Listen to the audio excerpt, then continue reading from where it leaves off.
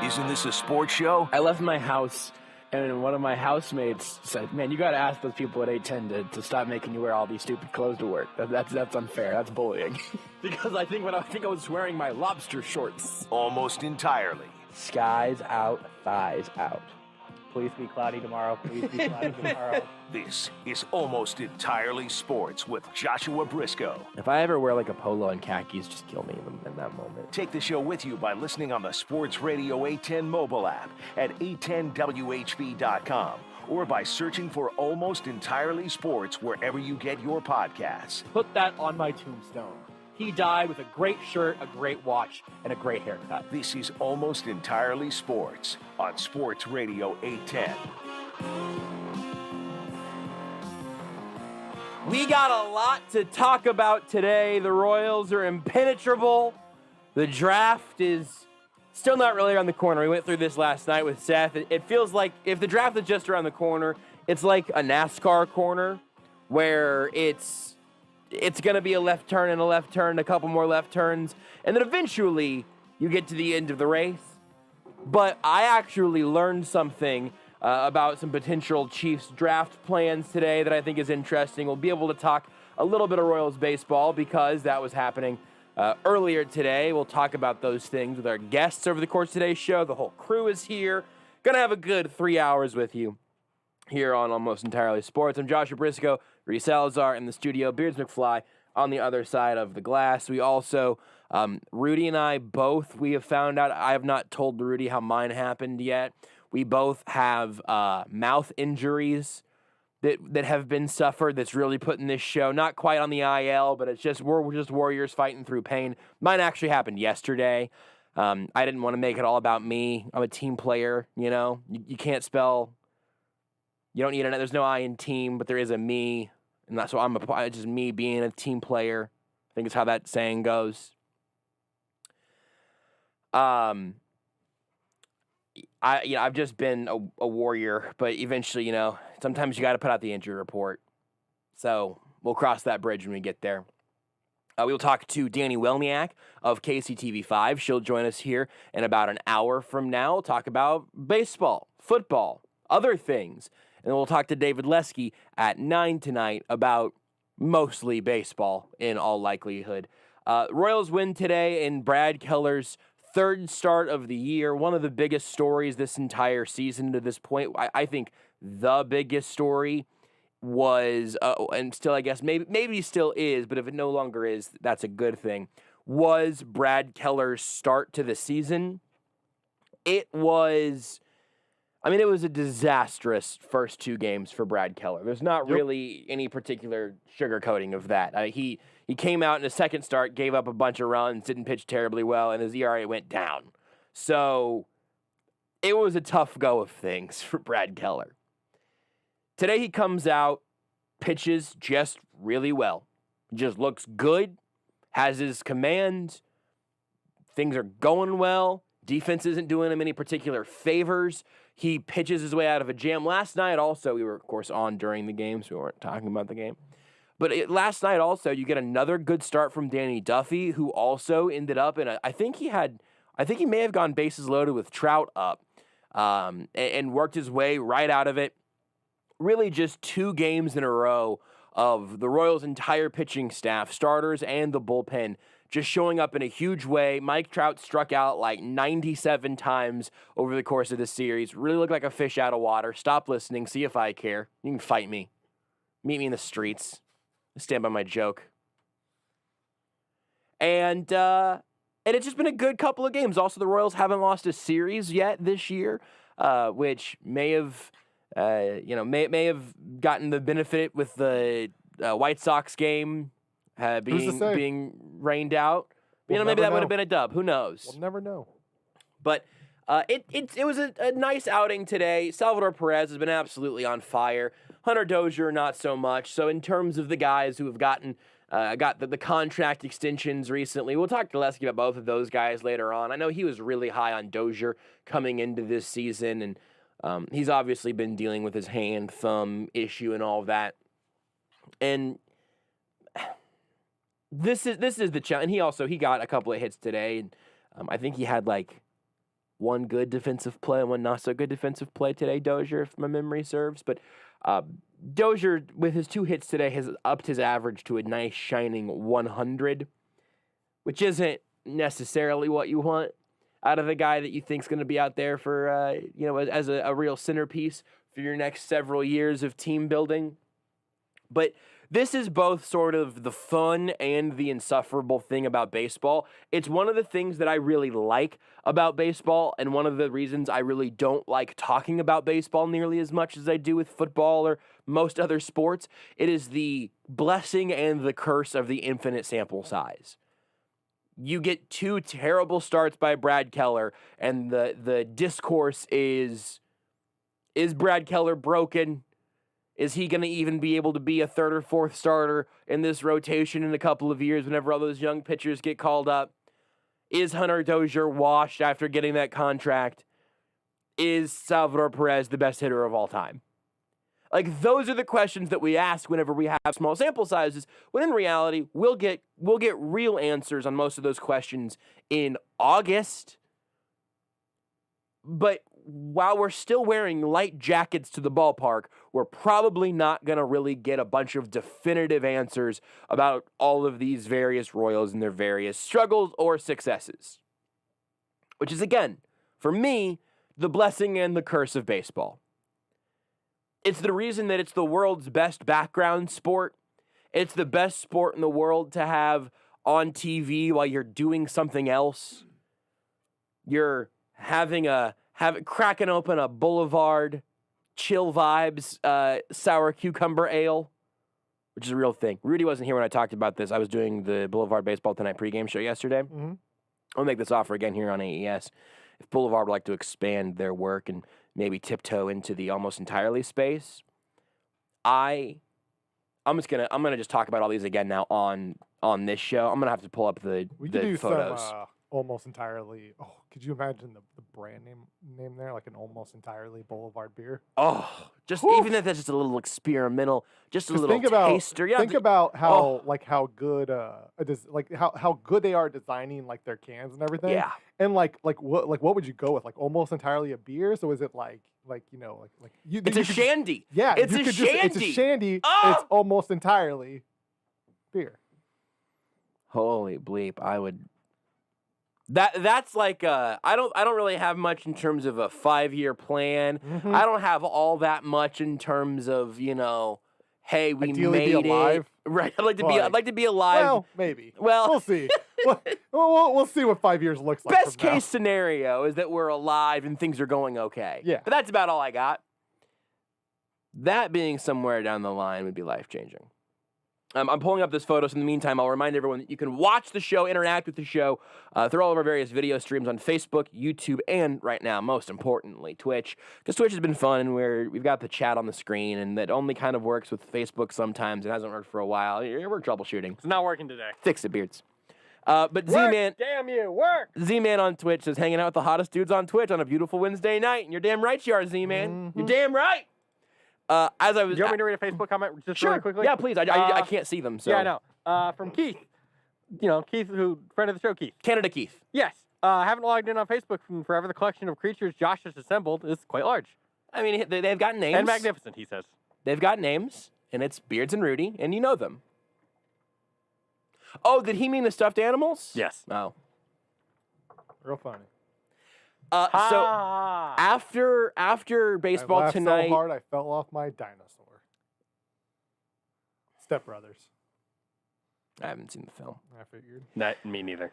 After baseball tonight on Sunday, I swung by a certain wine and spirits store across the street that is not a sponsor, so I might not say the first word of it.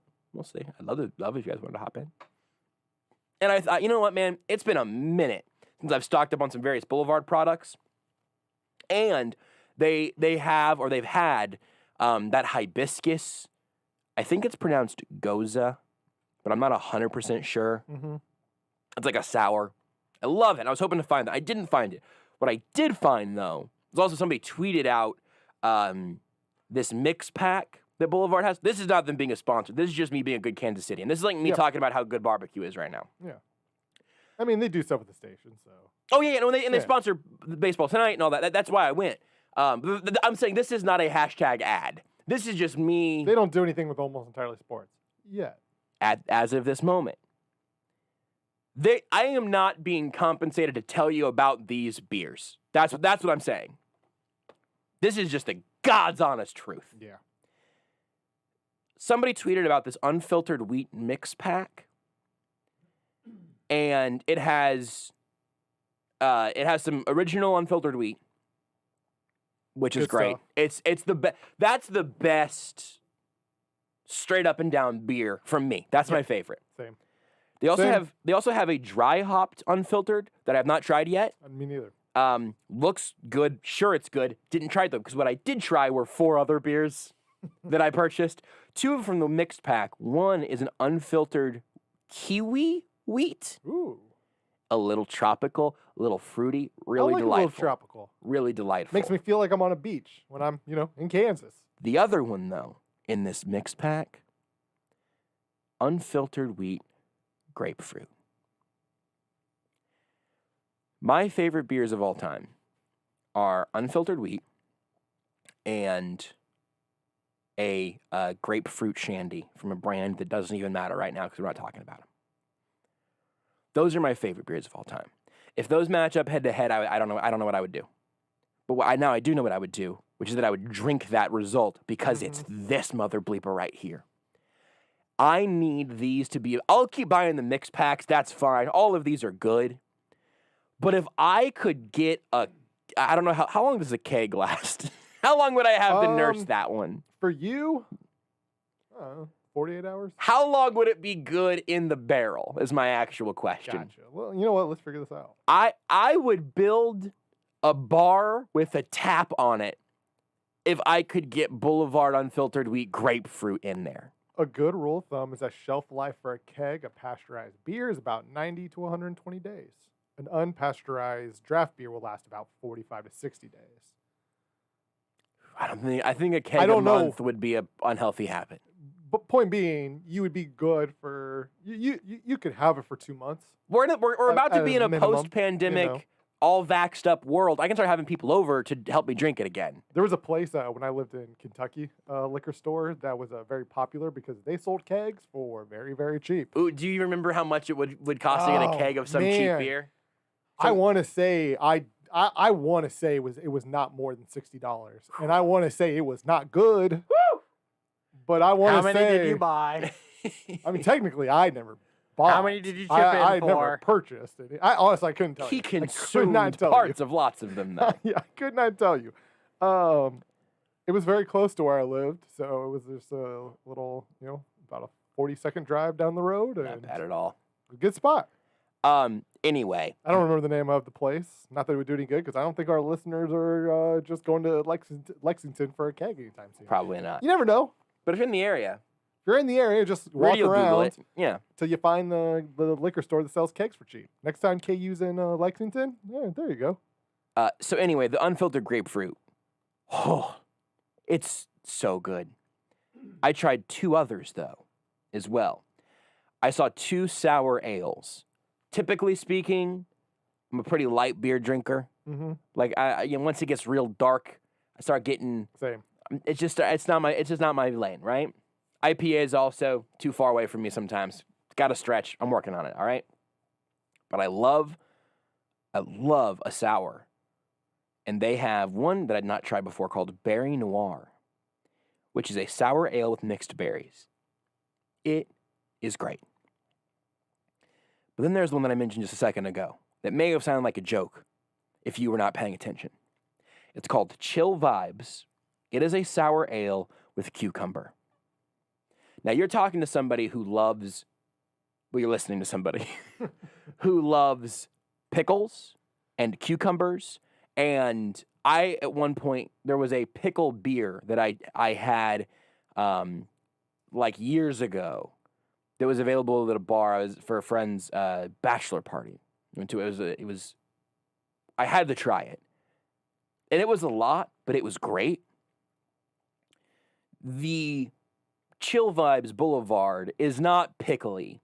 But have you ever had cucumber water? Or just a nice, cool, summery, festive drink. It's very nice. With a little cucumber in there. Maybe if you got something, and just a little like lemon or a little lime juice. I really enjoy cucumber water. Mm-hmm. The Boulevard Chill Vibes, which is also made my favorite name of any Boulevard drink ever, because I'm basic and I think it's fun. It's basically if you took the essence of a cucumber water and you let Boulevard make a beer out of it. I mean, they nailed it. It's so refreshing. It's so delightful that I'm just cutting a promo for it right now, and I'm getting kind of annoyed that I didn't put one in my backpack to enjoy during this show, because it's so nice. And I also got the cherry blossom and lime quirk. Ooh. The basically cherry lime seltzer, really good. That sounds amazing. Really I still haven't tried their seltzers yet, which I need to. They're all great. Just to prove this is not sponsored, Z-Man mentioned on Twitch, said Brisco's going to be wild this summer when those 8% claws drop. If you saw White Claws dropping an 8%, they're calling it Surge, which is already a beverage, so I don't know how they got that. But yeah, that also very much up my alley. Also, Literally Gaming dropped another subscription on the Sports Radio 810 Twitch channel. Thank you, Literally Gaming. He said, I run a liquor store. Beer names are getting wilder than Pokemon names. I would love to test that, challenge that, whatever we can do in that regard. There are a couple of people that I've seen tweet occasionally about, there's one specific beer brand that has beer names that sound like they could be titles to songs off of Panic at the Disco's first album, or early Fall Out Boy. I'll see if I can find some of those, because they're wonderful. I think the circle of this was that baseball's good for watching while drinking a beer. I think that was the conclusion they came to 10 minutes ago. Yes. Yeah. And now we're here. Which is good for something, I guess. Anyway.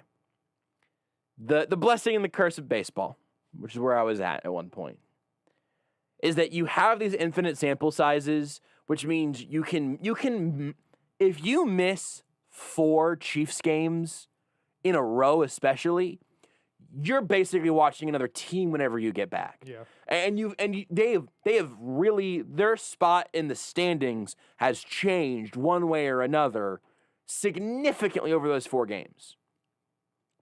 If you don't even see a tweet about a Royals game for a week, missing 6 or 7 games, you're going to come back and maybe there's a streak that was, somebody was hot and now they're cold, or somebody was cold and now they've warmed back up.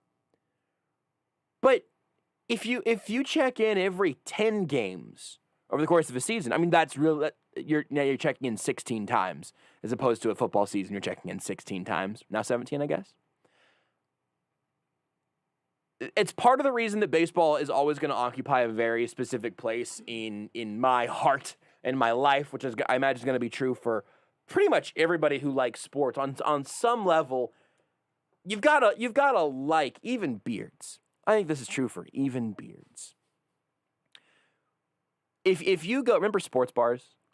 If you go into a sports bar, you just want Wednesday night baseball on one of the TVs off in the background. You want to be able to look over and see how that Rays-Yankees game is going. And just see a sport. Just a sport. You want to see a sport on the TV. A sport where you go, oh yeah, I haven't seen Aaron Judge in 6 months. Yeah. I wonder how he's doing. Maybe your conversation's getting a little boring. Maybe you're the one left out if you're in a little group. Maybe you're the one that's not really engaged in that conversation. You're sipping your Boulevard Unfiltered Wheat Grapefruit because in my utopia, it exists at every bar in America, in the world, in fact. And you look up, and what's that? Wow, I forgot that Justin Upton was an angel. Oh, you know what? R.I.P. Justin.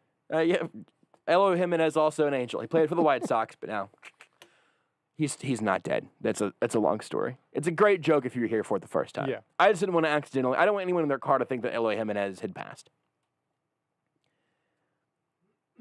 You might look up and go, "Oh yeah, this was." We might have seen today Albert Pujols' last at bat at Kauffman Stadium, and I was glad to have a reason to pay attention to an Albert Pujols at bat. Love that about baseball. But also, if you are living and dying on every at bat and every outing, you're going to have massive overreactions to everything. Like that's the nature of it. Because it would be like having massive takeaways after every, let's just make it simple enough to say every quarter of an NFL game, you're redoing your power rankings. Mm-hmm. Even then, you would not be doing it enough. You would have to really do it like every possession of an NFL game. You would have some big exaggerated change in your opinion. That if you're living and dying on every game, even every series, you're gonna swing too far. But whenever you're in Brad Keller's shoes right now, or you're talking about Brad Keller right now, that's something that's good to keep in mind. Because by keeping that in mind right now, you are also keeping in mind that he's not a bum now. He had a really bad start, and I'm not 100% sure if he figured something out, if something changed, or if he just had a little better control today. And will he be able to keep that? I don't know. Maybe. Baseball. That's baseball. We did it. That's baseball. Season's over. Royals are champs. Go home. 6-4. Are they going to be 500 right now? Gun to your head, quick. Are the know, Royals like going to at be the a 500 baseball team at the end of the year? At the end of the year? Right now. So you're saying 81 and 81? Just Yeah. like on the dot? Or better. I'll say no, because Hater. it's likely that they'll be somewhere Hater. between like 77 and like 82 wins. Hater. Beards, how many games are the Royals going to win?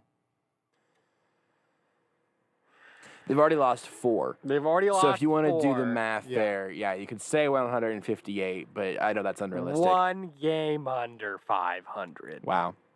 Which would be what? I don't know.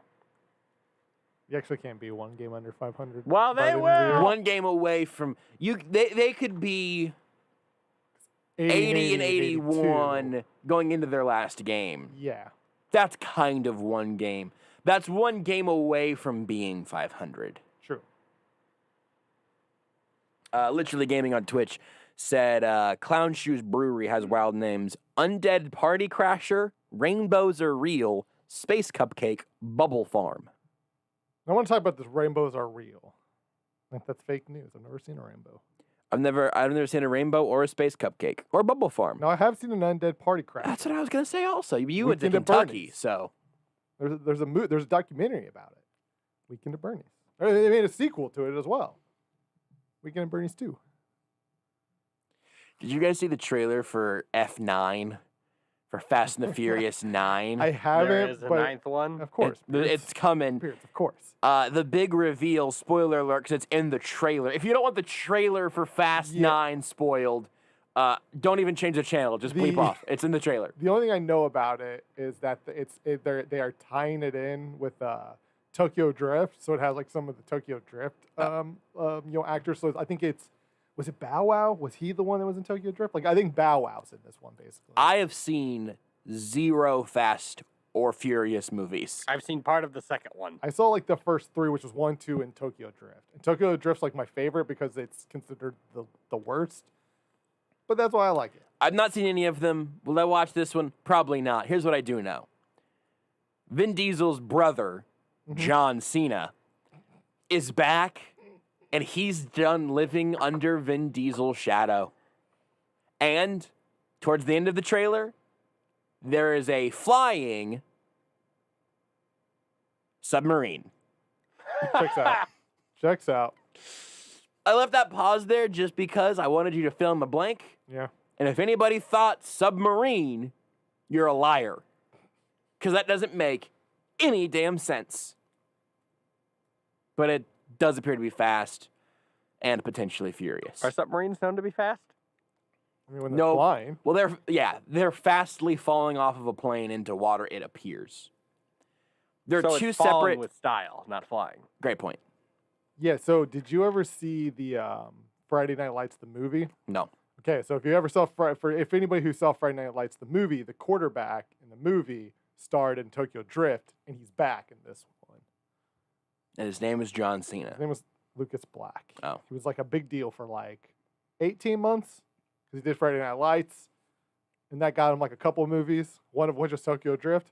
And he just never really did much after that. Just kind of disappeared. If you get a good payday off of Friday Night Lights and Tokyo Drift, Yeah, sure. then you kind of Tokyo Drift out of existence for a little while. You come back in for one more cash grab on F9. There are worse ways to make a living, Oh, right? he was also in the movie 42. He was Pee Wee Reese. Huh. Yeah. Forgot about that. Never knew Apparently, that. he's been doing NCIS for like the last. He's got 125 episodes of NCIS. Oh, So that dude's... I take it back. He's killing the game. He's doing great right now. He has no he has made more money than he knows what to do with. We covered this yesterday by talking about Kevin James for 30 minutes by accident. But if you get a show in syndication, baby, whoo, Yep. whoo, you don't have to worry about anything ever. He's good. You're good to go. You can buy all the Boulevard unfiltered grapefruit you want. Heck yeah, you can. Yeah, he did Friday Night Lights, and then that got him Jarhead, Fast and the Furious, and then he just disappeared for 3 years. What is Jarhead? Oh, Jarhead's the it had I feel like I know this movie, but it's like the Iraq War. It had Jake Gyllenhaal, I'm pretty sure. Oh, that sounds vaguely familiar. Pulling it up now. Like I think it was Jake extremely Gyllenhaal. Yeah, Jake vaguely. Gyllenhaal. Yeah. Yeah? You would have. I don't know. My guess is you haven't seen Jarhead, but like I've not. Jarhead was like in 2005. It was like the biggest movie of the year, right? Like you would have seen like a. In 2005? Yeah, I'm sure you saw Okay. like a poster, like a poster board or like you know what I mean? Like it was everywhere. It was one of the biggest movies like of the year, like one of the most anticipated. Honestly, what I was really hoping was Had that Jamie you were... Foxx, Peter Sarsgaard. What I was really... Oh, interesting.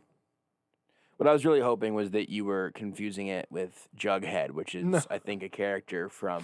From Archie, right? from Riverdale in Yeah. the newest form. But that, I believe, is played by either Zach or Cody. I think Zach or Cody's Archie, right? Aren't they the main character? Let me pull up Riverdale. I think Zach or Cody. Those were actual twins, right? That wasn't just Yes. one Yeah, kid yeah, playing yeah. two roles. They were actual No, twins. they were twins. Yeah. It wasn't like This wasn't Mary Lindsay Kate and Lohan. Ashley. Yeah, I was gonna say Mary Kate and Ashley, but those are also actual But sisters. they were real twins, but they only played one character. Like the show was never What? Full House was never two kids. It was just one kid. They each took turns playing just one kid. Are you kidding me? You didn't know that? No. Yeah, no. Full I never House. watched Full House. Full House was just like Michelle. I'm There was 14 years it old. I wasn't- never watched Full It House. wasn't Michelle and Tanya. It was just Michelle. And What so the was two of the them took point turns. of having being two Michelle. kids be the I don't actors, know what though. I don't know, but that's what they did. What if one of them got a black eye or something? Maybe he used the other one. You're the other kid. That's what the other one's for. But then, By the way, you are right. Cole Sprouse is Jughead. KJ Appa What about- is Archie. what about Zach Sprouse? Let's see what he's up to. You said Cole. I imagine you meant Cody, because I'm pretty sure those are the real names. No, No, it they're says definitely Cole. not. They're It definitely says not. Cole It's definitely right different. here. No, it's Cole. definitely some. I know that's yes. Cole Sprouse. The other one's name is Dylan. right? Yeah. Yeah. See what It's Dylan's- Cole. See what Dylan's up to. Yeah. Why is See, like you're like I never saw Sweet Life of Zack and Cody. I was like in junior high when that show came out. I moved remember on. watching it a little bit. And then what's her name is married to Macaulay, is having a kid with Macaulay Culkin. Wait, were they? Did you see Were that? they Yes, the I saw kid in this. Big Daddy? I have no idea. I don't know what you're talking about. What'd you say? They were. I think we're the kid. Like just the called you Sprouse. Big Daddy. Yeah, the Sprouse twins. You know the Adam He Sandler. said, "Can we go to break, Big Daddy?" I thought that was weird. the Adam Sandler movie Big Daddy. Like I haven't seen it. So it's basically the whole point is he gets like stuck with a kid and he just has to like raise this kid that's not his kid, but it's just somebody just like leaves him a kid, and the kid is the Sprouse twins, but the two of them were both in it playing just one kid, so it was like a Mary Kate and Ashley thing. Did not know that. I just can't believe that all this time Mary Kate and Ashley were just one Jon kid. Stewart was in that movie. I didn't know that either. Yeah, Elizabeth. Right? Yeah. This whole time they've just been Elizabeth. Yeah, I was 15 when The Sweet Life of Zack and Cody. So many became a show. layers. Was that too old for Sweet Life of Zack and Cody? I think so, Josh. I feel like that. Yeah, maybe so. That might. Yeah, that's I was 15. probably I fair. was playing sports, okay? What is Not really. what's the? Because she's the Hilton, he but it's up- actually what is it like Hipton or something? What's her fake name? The rich girl who is now having a child with Macaulay Culkin. So Dylan Sprouse has most Beards. recently been in a movie Help me out. called Tiger I don't remember. Tiger. And it's Tiger with a Y. Not a lot going on for Dylan. I feel like there's a last name. God, no. Okay. It is a Paris Hilton joke. I just can't remember what it is. The last Tipton. Her thing- name is London Tipton. The last thing that Dylan Sprouse really did was A Sweet Life on Deck. And her real name is Brenda Song, and she and Macaulay Culkin have had a child named Dakota. Good for Macaulay. By the way, Good for Macaulay. full circle, that kid, both North Dakota and South Dakota. It all intertwines. Every kid is two kids, and every set of twins is actually one character. The more you know.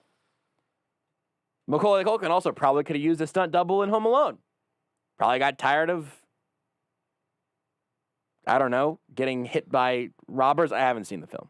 Related news from E! Excuse me? Online. The headline is Cole Sprouse reveals he'll only watch old episodes of Sweet Life when he's doing this.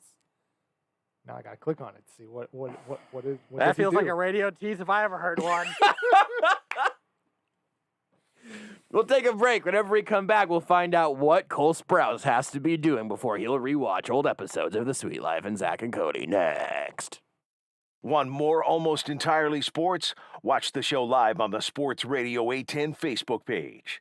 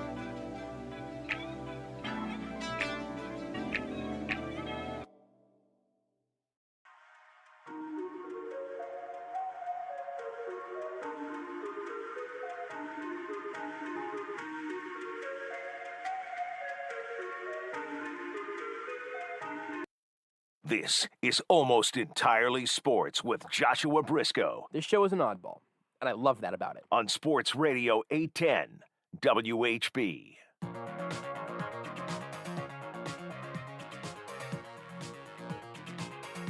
When we last went to break, we told you we would come back and we would answer the question asked in the headline that Rudy had most recently read. Rudy, please remind us the question or the statement or whatever it was that was made in that headline. Cole Sprouse reveals he'll only watch old episodes of Sweet Life when he's doing this. And Rudy, after clicking through what I can only imagine was an ungodly number of ads and links, what is it that Cole Sprouse... Beard, you have the breaking news sound effect ready to go? I'm ready to go. What is it that Cole Sprouse will only watch Sweet Life of Zach and Cody whenever he's doing what? When I'm drunk or feeling narcissistic. Narcissistic. You got it the first time. Yeah, it just sounded weird the first time. I was like, wait a second, that doesn't sound right. Hope that kept you through the break, everybody. You know what, guys? I was thinking about this during the break, and our two options for radio teases were either that, or the fact that I think Nate Taylor gave us a significant nugget about the Chiefs' draft plans. I think we made the right decision. Which one of those do you think would have had a better audience retention rate? I think we made the right decision. I stand by it.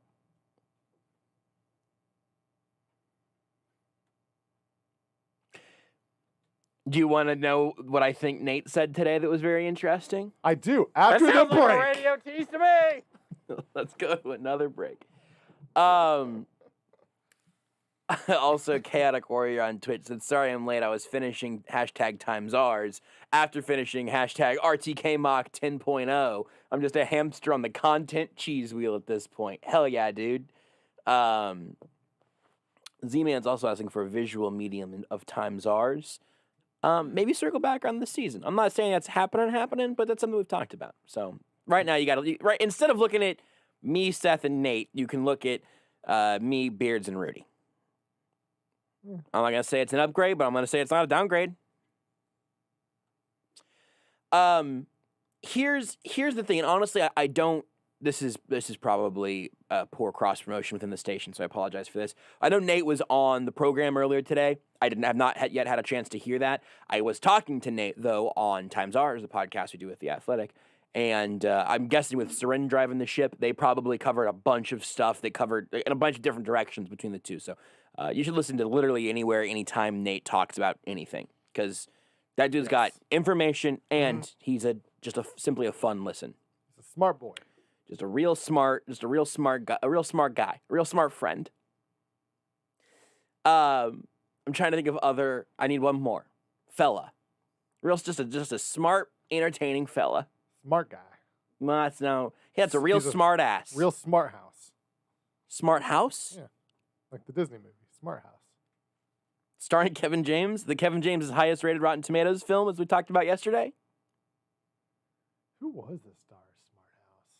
Is Smart House a real thing? Yes, it's a Disney Channel original movie. I was talking about. It was the one, like, if we're talking about, like, I do remember this the being a Disney thing. Channel, like, original movies, like, it's in the top 5 of, like, truly how great of a movie it was.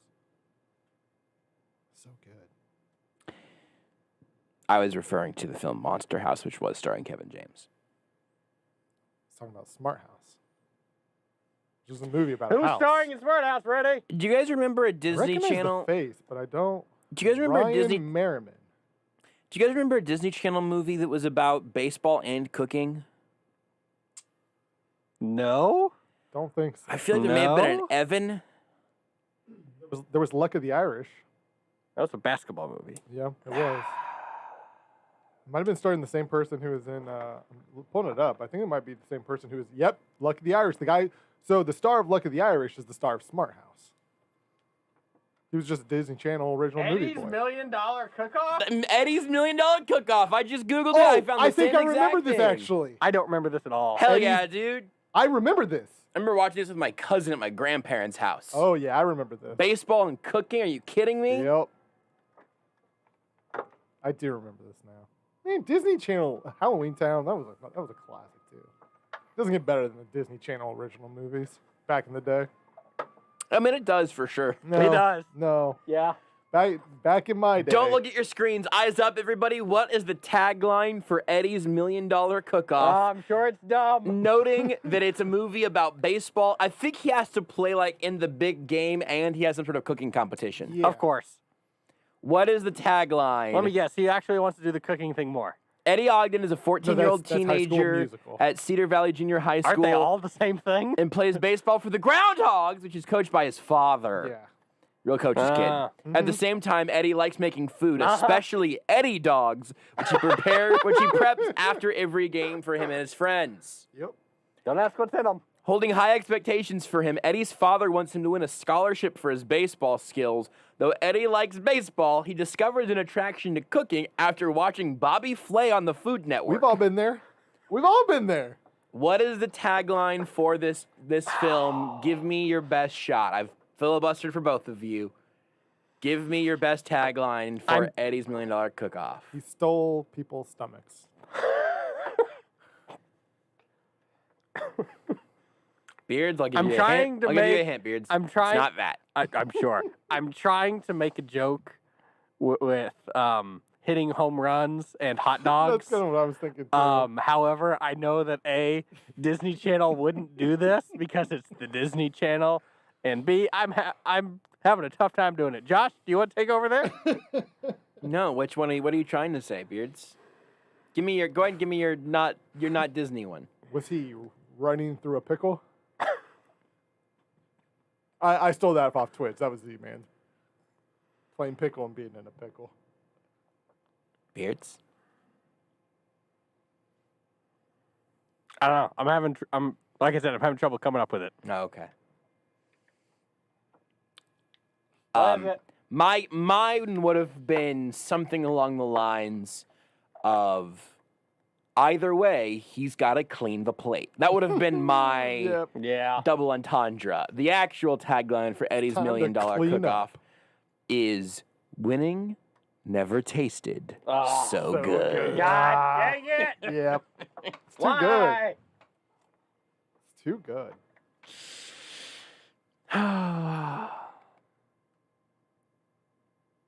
TV, that was back when TV was at its peak. It's never been better. I just Never I been would better. disagree with that. Never but still. been better. Bobby Flay is in this movie as Of himself course he apparently. is.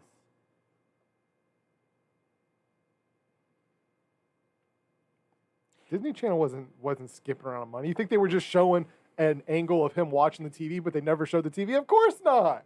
They showed the TV. They showed Bobby Flay. Okay. They got Disney money. Disney has Disney money.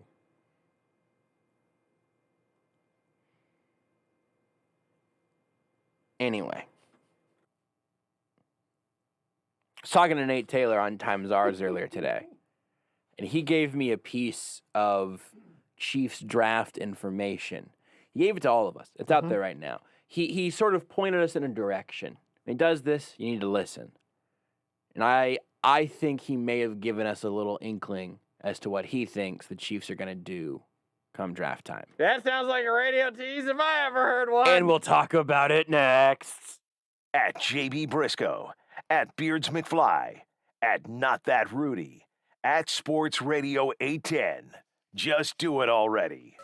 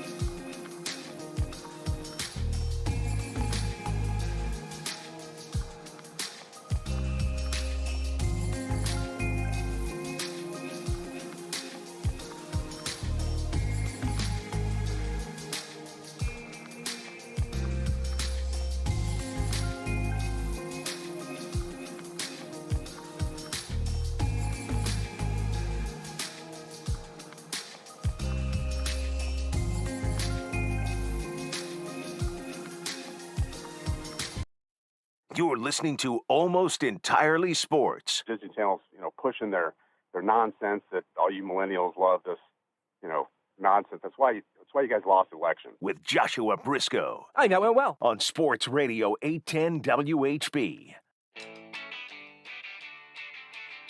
I've been a millennial on the radio long enough now that liner is about not the most recent presidential election. Yeah. Presidential election. Yeah. That liner that's a 5-year-old liner. What? We all lost. We're getting Every old, election. man. Wow, don't even remind me. We're getting old, dude. Don't even remind me. There's no chance that guy's stuck around. But man, I think that was the Sports Saturday. Oh, yeah, for sure. Because if he was doing a bit, he's the greatest character actor of all time. I know you're just an angry man, angry about something. I don't even remember what I was talking about. Well, your liberal agenda, obviously. Right. I'm sure it was about bat flips. It was almost certainly about bat flips or something. I don't know. Let me give you a quick thing on what Nate said. We'll talk more about this later in tonight's show as well. Dani Welniak in about 10 minutes. David Lesky in about an hour. But we were doing Time Czars earlier today. I was talking to Nate. Nate was also, of course, on the program here today on Sports Radio 810. And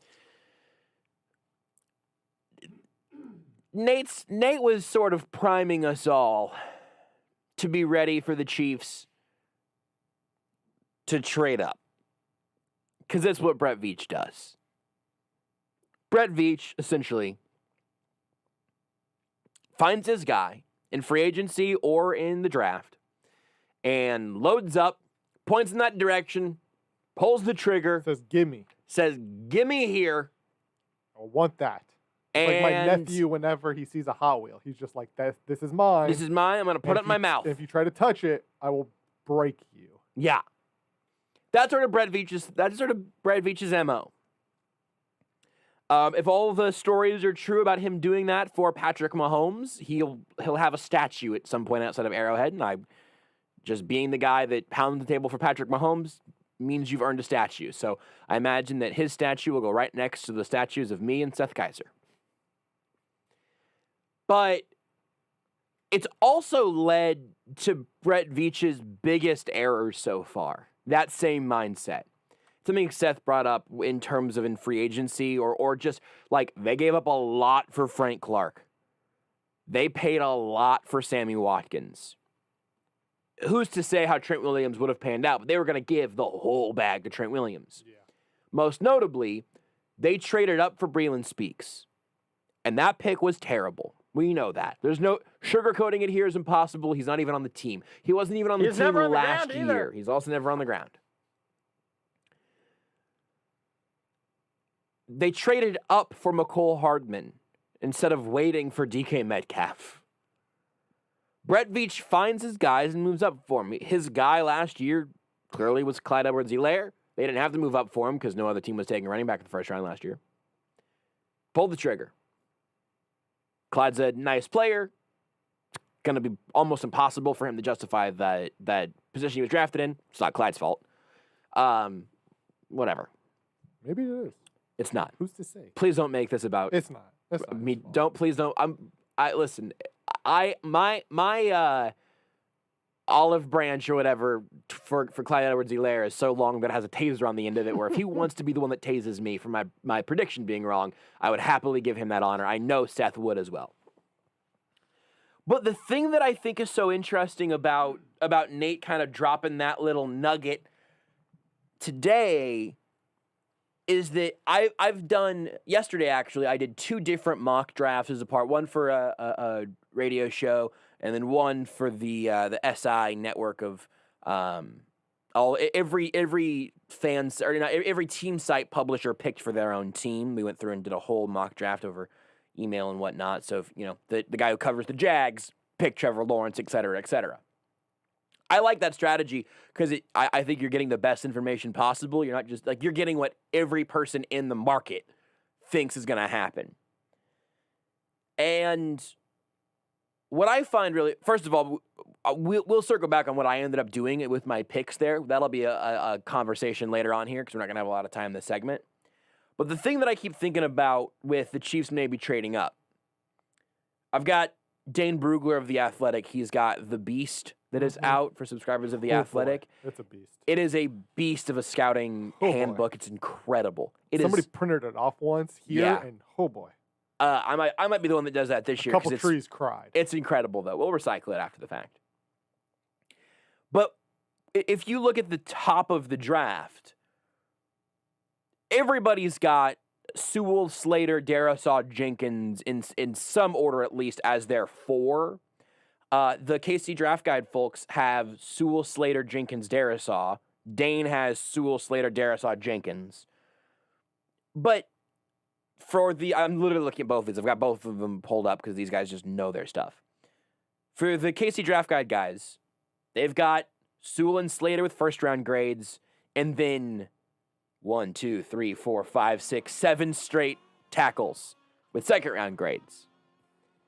Dane's got 3 first-rounders. Jenkins is a first or second-rounder, and a bunch of guys in the second, a bunch of guys in the second and third kind of range. The thing that I'm afraid of right now is that the top 4 guys go off the board in the top 20 picks, which is something that the Chiefs probably couldn't buy their way up into without paying way more than I would want them to pay. And they end up taking the last guy that they see as being a potential blue chip left tackle. And I'm just not sure I'm that confident in anybody other than Sewell and Slater in this year's draft class. And they're not going to get anywhere near either of those guys unless they make a Mahomes type draft trade up. So I've got a lot of conflicted feelings. We'll continue to unpack those over the course of the show. But Dani Welniak is next. You are listening to Almost Entirely Sports with Joshua Brisco on Sports Radio 810 WHB.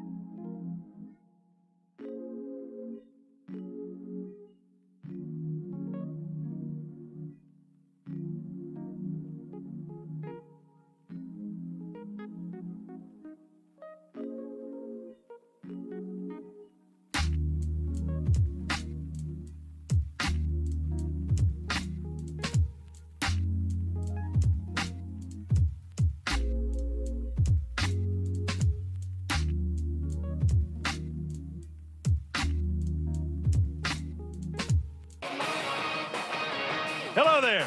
I'm Mark Robbins. The NBA on ESPN. It's your traditional Wednesday doubleheader. Game 1 in Philadelphia has gone to the fourth quarter, and the Sixers lead the Nets 104-88. Kyrie Irving trying to keep Brooklyn in it. He's got 35. And how about the night for Joel Embiid? 37 points to this point with 13 boards. And Embiid, by the way, is 3 out of 6 from the three-point line. The game can also be heard on many of our ESPN radio affiliates. Now, after this one, on TV, it'll be Memphis against Dallas. Major League Baseball today, the Red Sox stay red hot, winning their 8th straight in the afternoon against Minnesota 3-2. And then in the nightcap, drive to right field by Verdugo, deep, and this ball is long gone, lined into the seats. It bounces over into the Monument area, and the Red Sox lead it 7-1. all the fun on 93.7 WEEI in Boston. The Sox win it 7-1 and now have a 9-game winning streak. Elsewhere in the Bigs, Washington shuts out St. Louis 6-0. Toronto beats the Yankees 5-4. Bo Bichette with a walk-off homer for the Jays. In the NFL, ESPN's Adam Schefter reports the Browns are signing defensive end Jadeveon Clowney to a 1-year deal that Schefter says is worth up to $10 million. And ESPN's Jeff Borzello is busy today reporting Arizona hiring longtime Gonzaga assistant Tommy Lloyd as the Wildcats' new basketball coach. And Cincinnati hiring UNC Greensboro's Wes Miller as its new head coach. Hey, it's Greeny, and Thursday we're officially 2 weeks from the start of the draft. Want to know what the front office of your team is thinking? Louis Riddick knows, and he'll join me live. It's Greeny, starting 10 a.m. Eastern on ESPN Radio and ESPN+.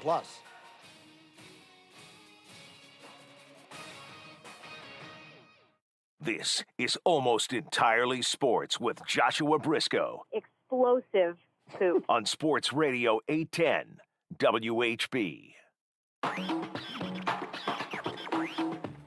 Beards, that's so unfair.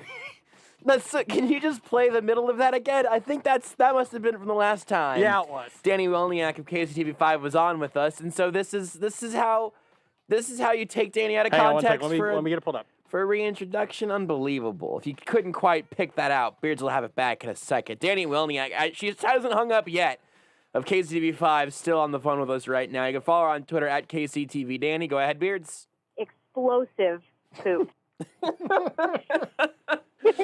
Danny, first, I'd like to just apologize for Beards. I'm sorry. My poor daughter is going to be so scarred when she gets older, and we're going to have all of these clips of me talking about her as a baby.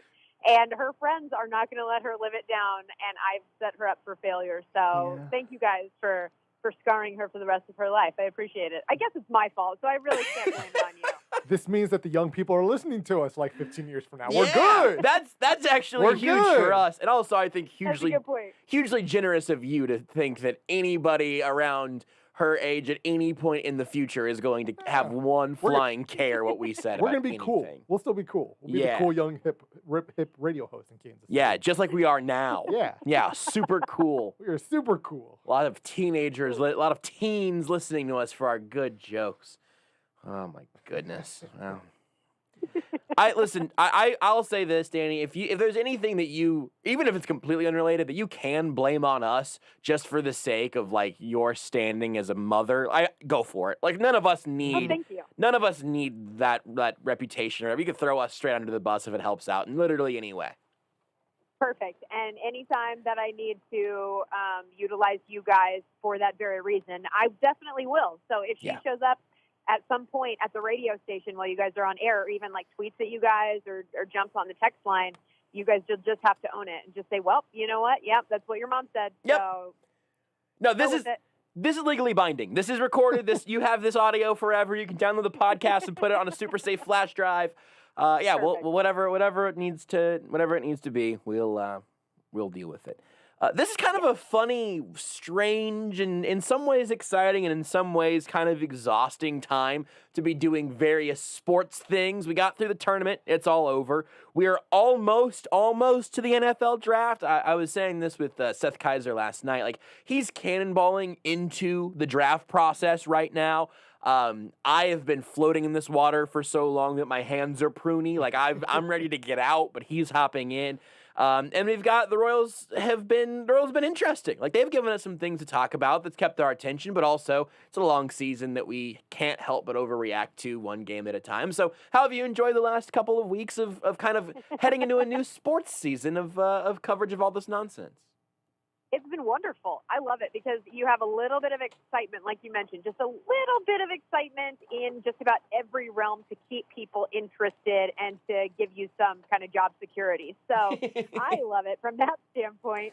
And then I also love the fact that it's kind of it's a slower time, so we're not nearly as crazy as we were back in February and March, but we still get to kind of enjoy relatively regular, like normal human schedules while still covering sports.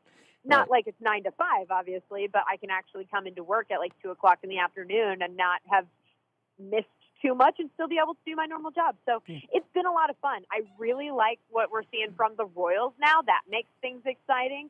And obviously with the draft coming up, there's so much to talk about with the draft. And I think there's a lot of holes that need to be filled on this Chiefs team, which we haven't had an opportunity to really talk about in years past because they've addressed most of those issues or contract extensions. And now they're at a point where they've got some salary cap issues. And so they're going to have to start filling holes with draft picks. So I'll be very, very intrigued in this year's draft to see what the Chiefs do.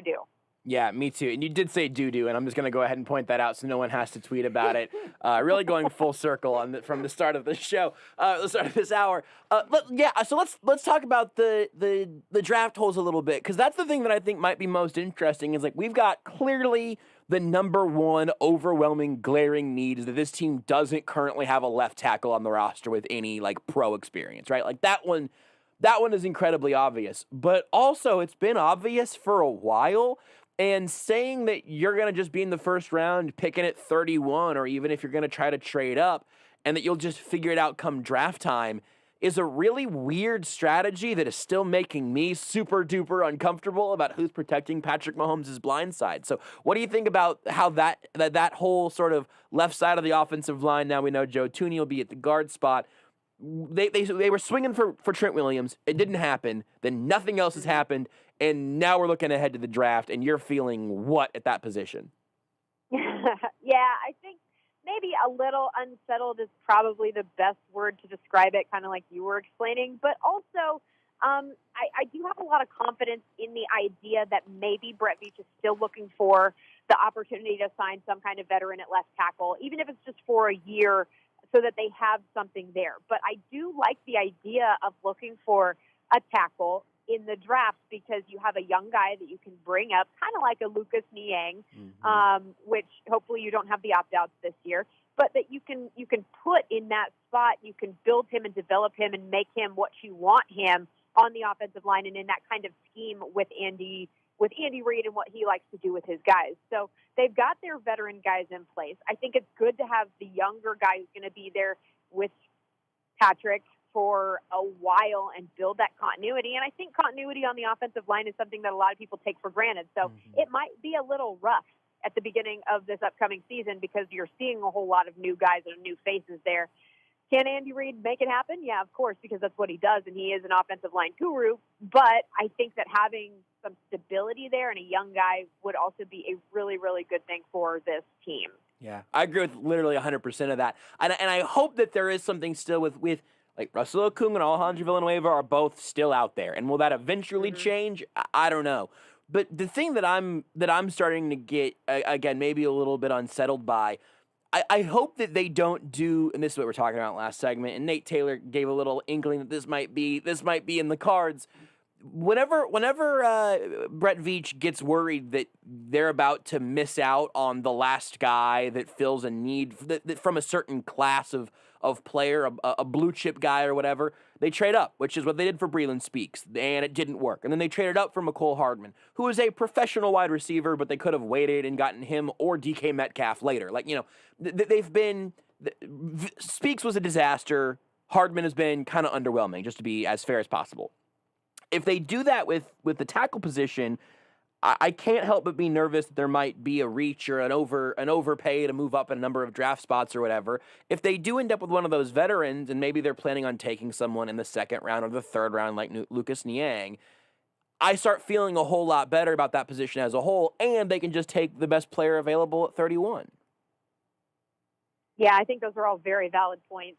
But yeah, I just think that they do need a younger guy there. And as much as I do like Okung, who's an Oklahoma State guy and was there around the time that I was, so I know that he's a very, very good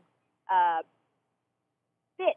I think there. Alejandro Villanueva, also a very good option. But I do think that Veach mentioned it in his press conference a while ago, was that this is one of the deepest offensive line drafts that he's seen in a while, which is cool to hear. But do you necessarily, like you mentioned, want to go with an offensive lineman in the first round, or do you want to start gambling with what you have and moving up and trying to figure out all of that stuff? And of course, you brought up the McCole Hardman situation, and I still am holding out hope that he's going to be a bigger contributor than he has been, and maybe that's optimistic thinking, but I definitely think that's going to be the case. But no, you very, very much have very good facts to back up your line of thinking, and I don't think it's wrong. I definitely don't. I think this show is at its best whenever it's just you and me agreeing on Chiefs things. Like what could possibly be better radio? I'm sorry. No, I love it. You make very good points. No, you made very good points. The answer before, I'm loving it. I feel great about not having to rethink everything and get very defensive about whatever I've been so terribly wrong about. That'll probably come whenever we talk about the Royals at some point. Then I'll be wrong and you can correct me on something. But you also mentioned like a number of issues that they might still have to fill. What else are you looking at? Because again, tackle's the obvious thing. But if you go, hey, maybe this one's a little under the radar because left tackle's so glaring. What are you looking at either in terms of specific prospects or position groups that the Chiefs could be looking to improve at still? Yeah, no, I think one of the things that people may be overlooking, or maybe not, is as a former wide receiver, the receiving core is like number one on my list. And it's what I'm going to be like breaking down or pinpointing certain things. And you lose Sammy Watkins, which, let's be honest, he was injured most of the time anyways, and you didn't really have him anyways. But you need that big guy who's going to be really good for you on deep routes and be able to go up and get the ball when you're in the red zone or in end zone packages.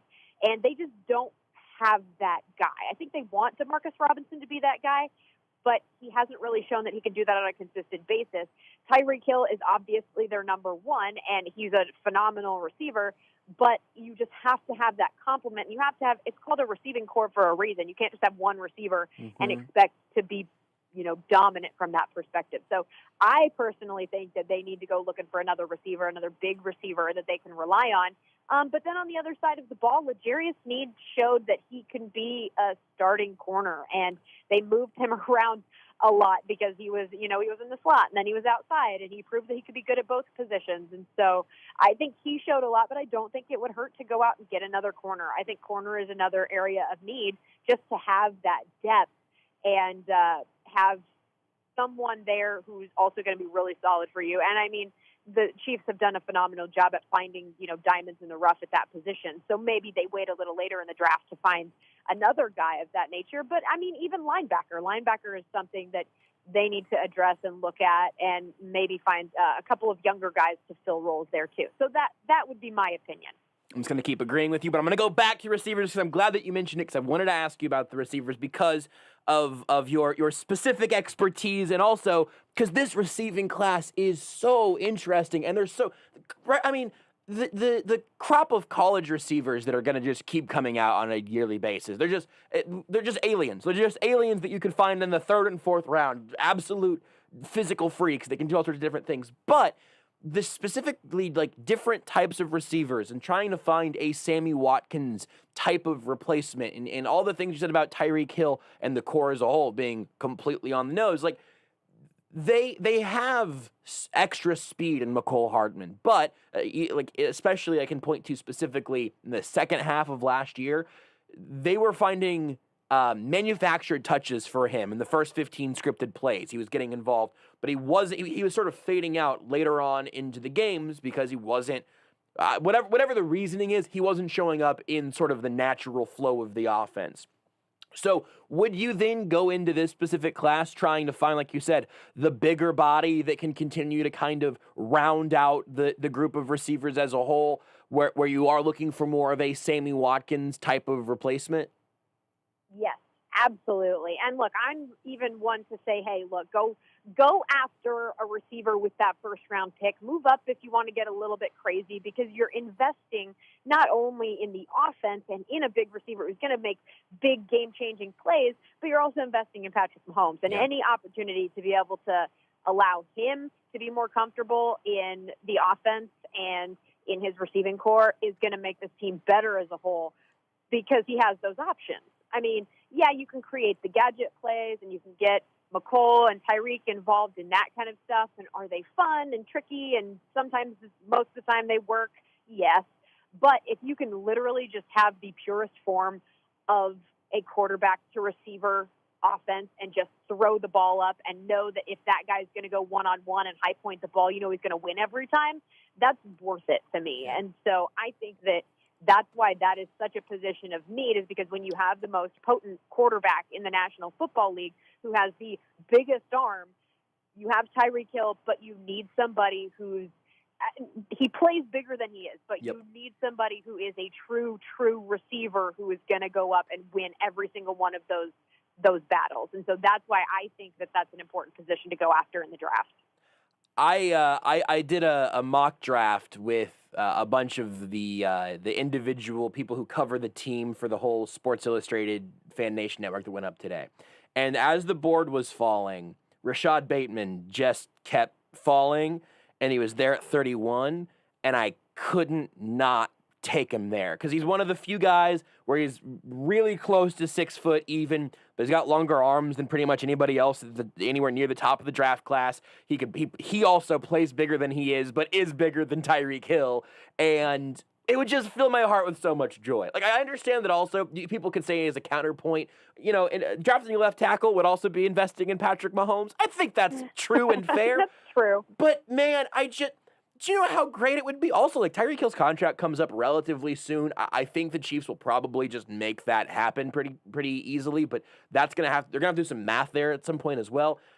I just want them to take a receiver within the first 2 or 3 rounds, like every year forever, and just make sure you always have another weapon coming to step into that spot. And also, Bateman wouldn't make McCole Hardman redundant. He might make Demarcus Robinson a little bit redundant, but then also he doesn't have to start right away because you have Robinson. While Bateman would figure it out, I would just be so happy. I don't think he's actually going to be there at 31, but I would just be so happy. No, I definitely think he would be a good option. I mean, he's the kid out of Minnesota, and then there's also a guy that's pretty close to him. I think he's a little over 6 foot in Kadarius Toney, who's out of Florida. Speaking of, Demarcus Robinson. So there's another big guy that potentially could fall. And I just think there's a couple of different guys on this list that are worth moving for or figuring out how to get, because receiver is so vital. And again, you've got, pretty much 4 different receiver positions. And if you can have guys that are going to be on the field and potent whenever you put them out there, whenever you put out that spread package,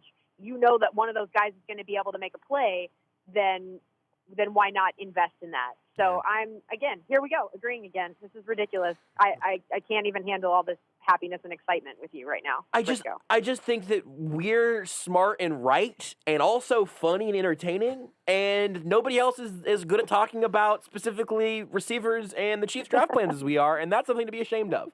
It's just simply true. Let's leave the comfort zone then, because we don't get a ton of chances to talk about the Royals here, because oftentimes they're playing while we're talking about other stuff, and we'll get plunged into NFL draft stuff for the remainder of the next couple of weeks. But Brad Keller today looked really good after looking really terrible in his first 2 starts. That was maybe the biggest story, I think, of the first couple of weeks of Royals baseball. And today, I started feeling a little bit better about him kind of riding the ship. What did you think about his start today? Yeah, and even Mike Matheny said it afterwards. We can all speculate as media members and say, are there question marks there for Brad Keller? Maybe. It's only 2 starts. But then after the game, after Keller had a really good outing today, he came out and said, there may have been those question marks that were pretty warranted, even though it was only 2 starts.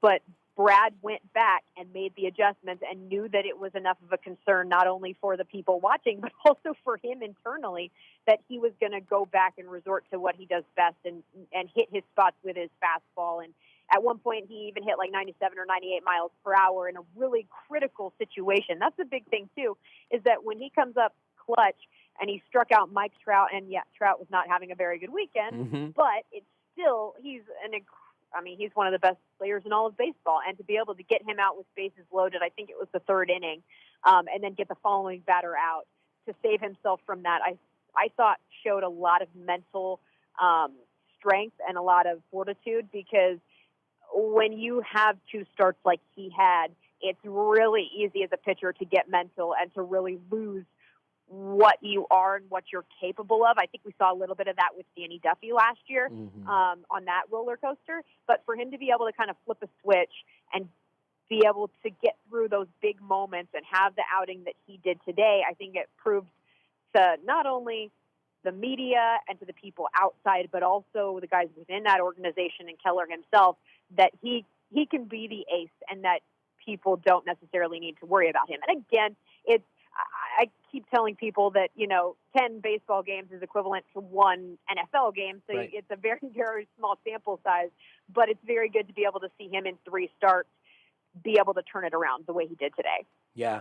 What do you do in terms of managing what you just mentioned there in terms of the sample size and everything? Because I think in some ways it's the most interesting single thing about baseball is that you have 162 games to figure out what a team actually is. Like it's one of the sports where you are most likely to have the most deserving playoff teams and the most deserving champions and the most deserving World Series, because you get a long season. And then even then, you eventually end up in 7-game series at the end of it all. But it's hard not to overreact whenever you have like your opening day starter have 2 terrible outings, but then you overreact back to the middle again whenever he has a great third outing. So what do you have like a personal philosophy of how not to start every newscast with the Royals are terrible or the Royals are going to the World Series after every single game? It's very much I don't necessarily panic until you get about midway through the season. And that might be a little bit too long for a lot of baseball fans. But after going through 2014 and having the kind of start that they did and then being able to go all the way to the World Series, I'm never going to discount them for having, a bit of a rough start or having those small sample sizes look really good or look really bad. And so, they haven't gotten off to good starts in the past, and this year it's a pretty good start for them starting 6-4. So I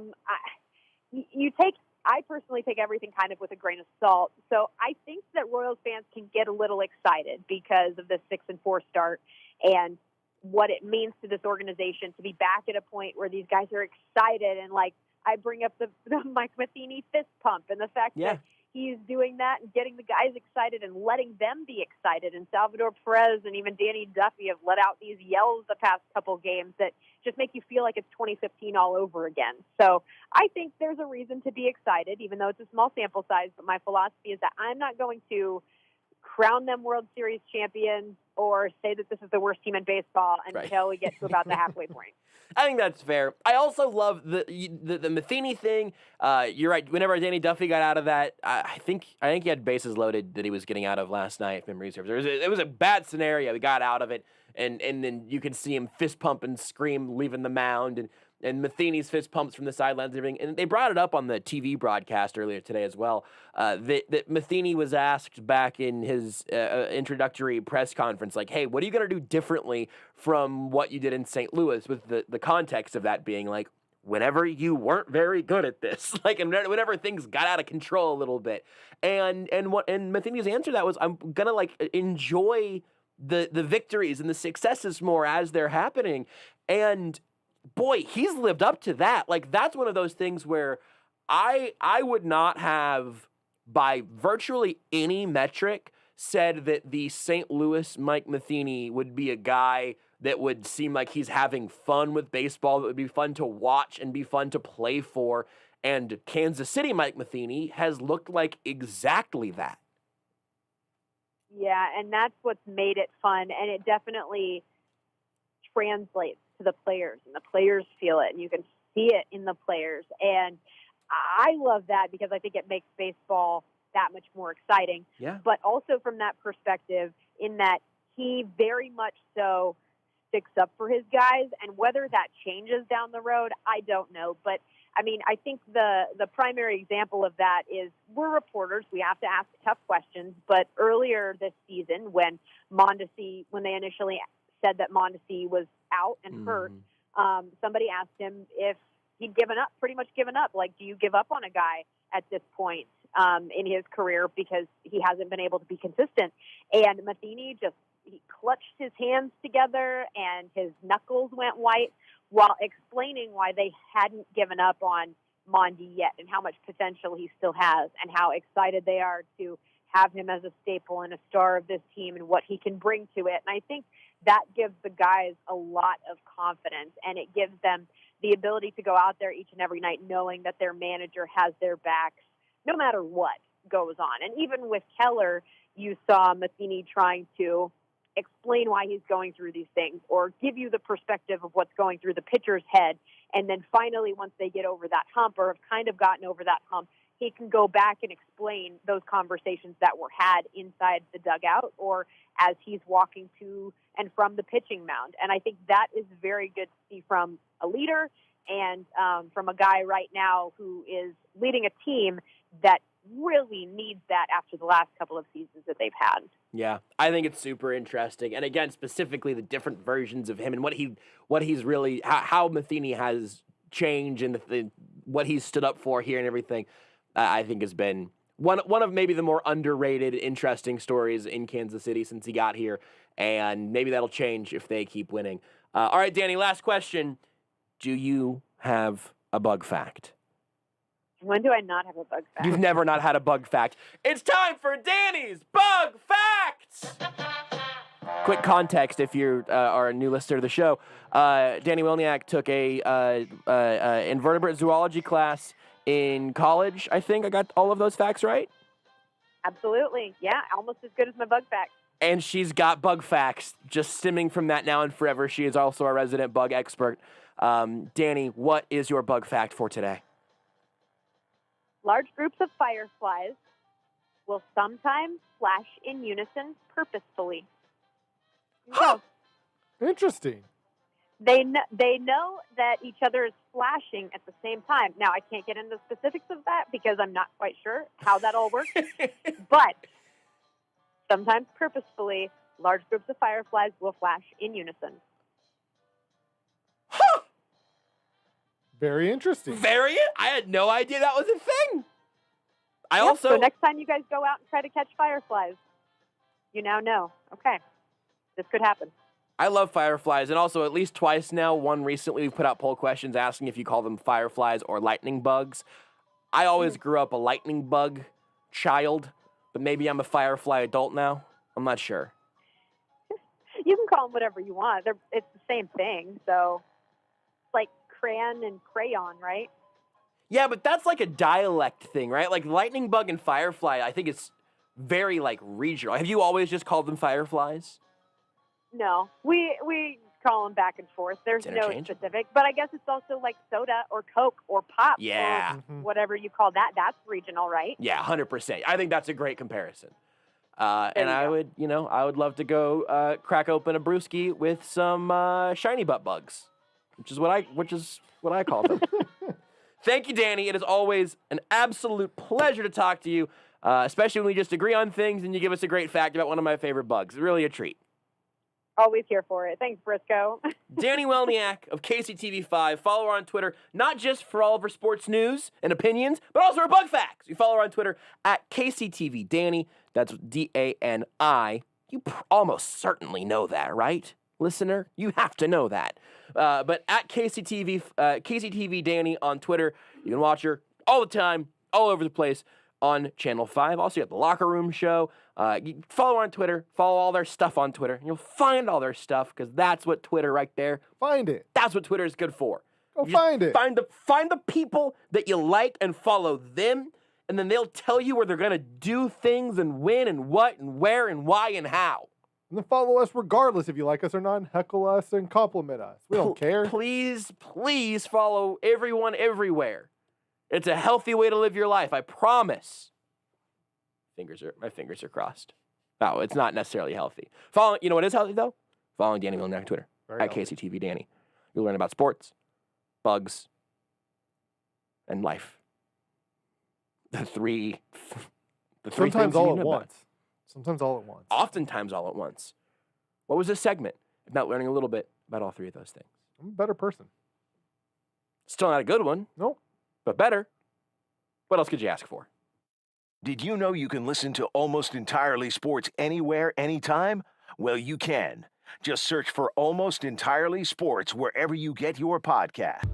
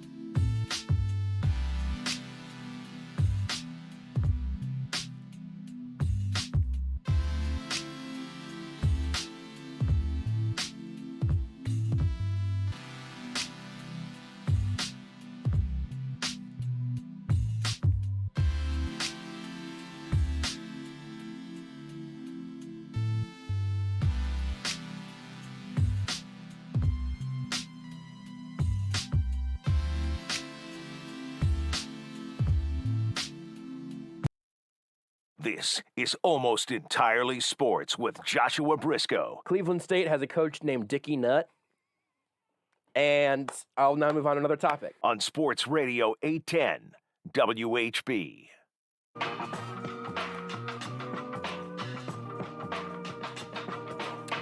I got a good tweet here from our friend Matt Derrick. Somebody tweeted one good tweet already, so here's the first good tweet. If your social security number was how much money you had, how rich would you be? If your social security account was how much you had, Your so number let's was see. how much money. I would then have. Beard, you're gonna have to cut his mic. You're gonna have to cut. You're gonna have to cut his mic before. I don't want Rudy to get his identity stolen on the radio. that wasn't it. It It's a doesn't start- funny- It doesn't start with the 2, but I would You could probably say the first number of your social security number. Probably not get your identity I would stolen. I would be in the 5 millions. Here's the thing: if somebody can figure out my social, like I don't. it is that right? between 5. Yeah, because it's seven digits, right? 1, 2. No, it's 8 digits. Oh, no, whoa, I was way off. 1, 2, 3, 4, 5. It's 9 digits. I know what I would have more than $1. I'm playing it safe. Anyway, well, here's what Matt Derrick's response was. Yeah, Pretty sure I would still be less rich than Patrick Mahomes. yeah, no, that's true. Yeah. That is true. I would technically have more than what's on the contract. All right, so Rudy's first 3 digits are higher than 503. Yes. Get at it, identity thieves.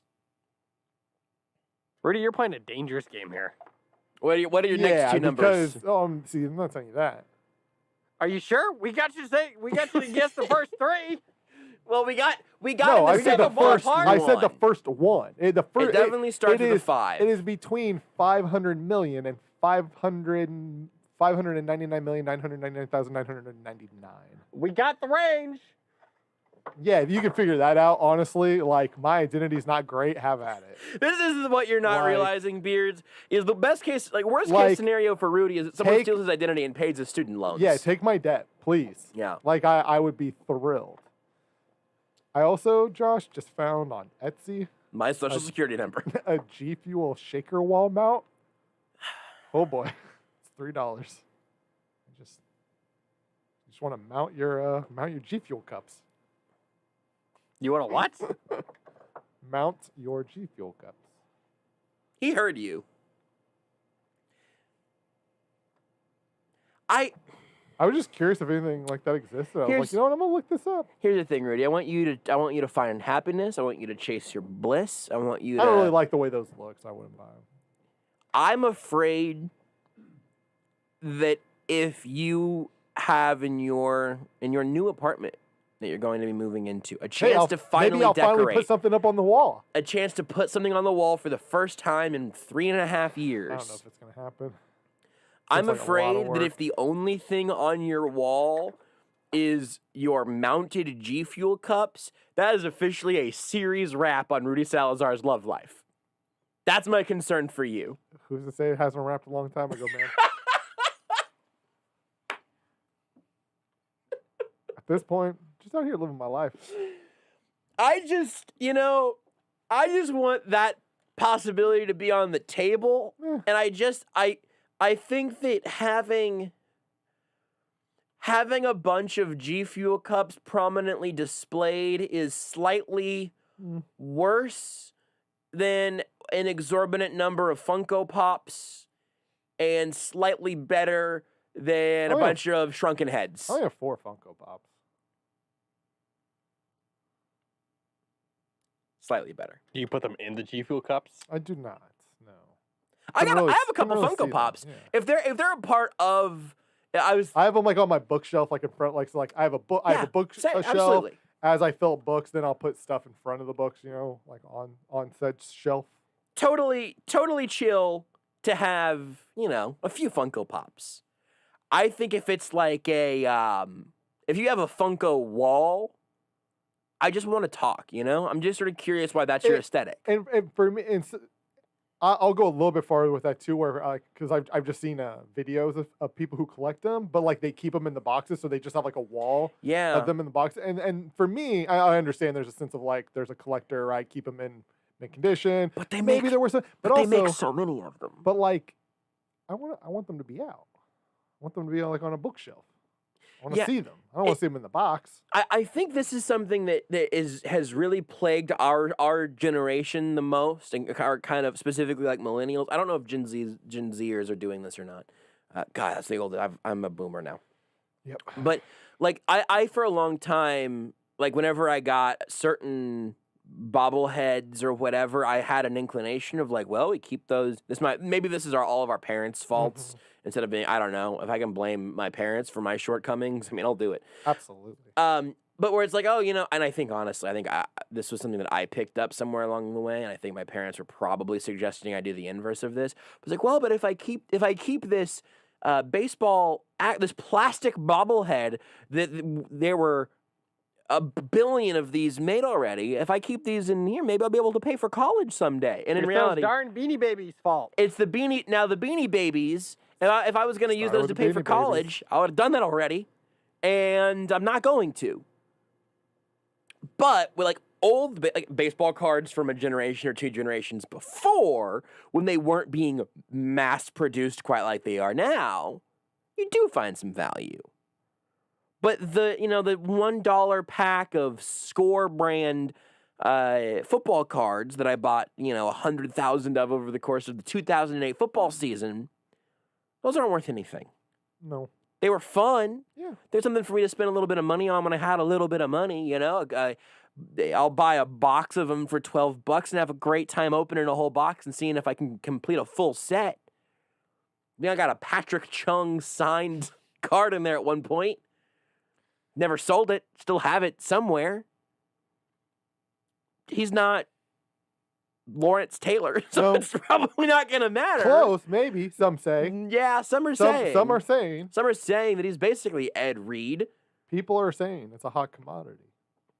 I'm the people, but people are saying. Oh, Ronald Acuna has 6 home runs. He's got 2 today. He is. Good at baseball? So, when I hear his name, I just get a little sad because, you want make me a little sad, I bet. Here's the thing. I got 2 stories for you. They're going to make you real sad because it's about what could have been. It's about 2 young outfielders. Both actually happen to be in the National League East. First one, Ronald Acuna Jr. There was a story, and so Ronald Acuna Jr., if you don't know, is Alcides Escobar's cousin. Oh, yeah, I do remember. Ronald Acuna Jr. woke up on July 2nd expecting to sign with the Royals. Ronald Acuna Jr. then changed his mind and signed with the Braves. So I always thought that was obviously like one of the Royals' like biggest like misses, right? Like something that they were like super confident they had. They were like, yes, we got this. This guy's ours, and then it wasn't. A few years ago, I was in Surprise, Arizona for spring training, and Saran Petro was interviewing Rene Francisco, who handles a lot of the the scouting. He's in charge basically of their their overseas, especially in Latin America, development and scouting and all that. So Petro just simply asked him that question, like, what was your biggest we thought we had him. Such a good question. And I just assumed, I was like, oh, I know where he's going. Like he's going with Ronald Acuna Jr. because like he was like, look how good he is. He said, nope. He said the guy who I was 100% positive we were going to get, who we had, and he decided not to sign with us, was Juan Soto. There's a universe in which the Royals have both Ronald Acuna Jr. and Juan Soto in their outfield. And it hurts. Oh, boy, does it hurt. Could you imagine? Yes. Yes. Oh, boy. Yes, I can. I'm imagining it now. If the Royals had those 2 in their lineup right now, we're talking about them as contenders. Absolutely. There's no, sorry, Kyle Isbell, your call-up's going to have to wait. Now, flip side. Andrew Benintendi's not happening. Flip side, they'd be too good and we wouldn't have Bobby Witt Jr. So, Bobby Witt Jr. has never played in the big leagues, or 2 of the 5 best outfielders in baseball. What do you want? It's tough. It's a tough choice.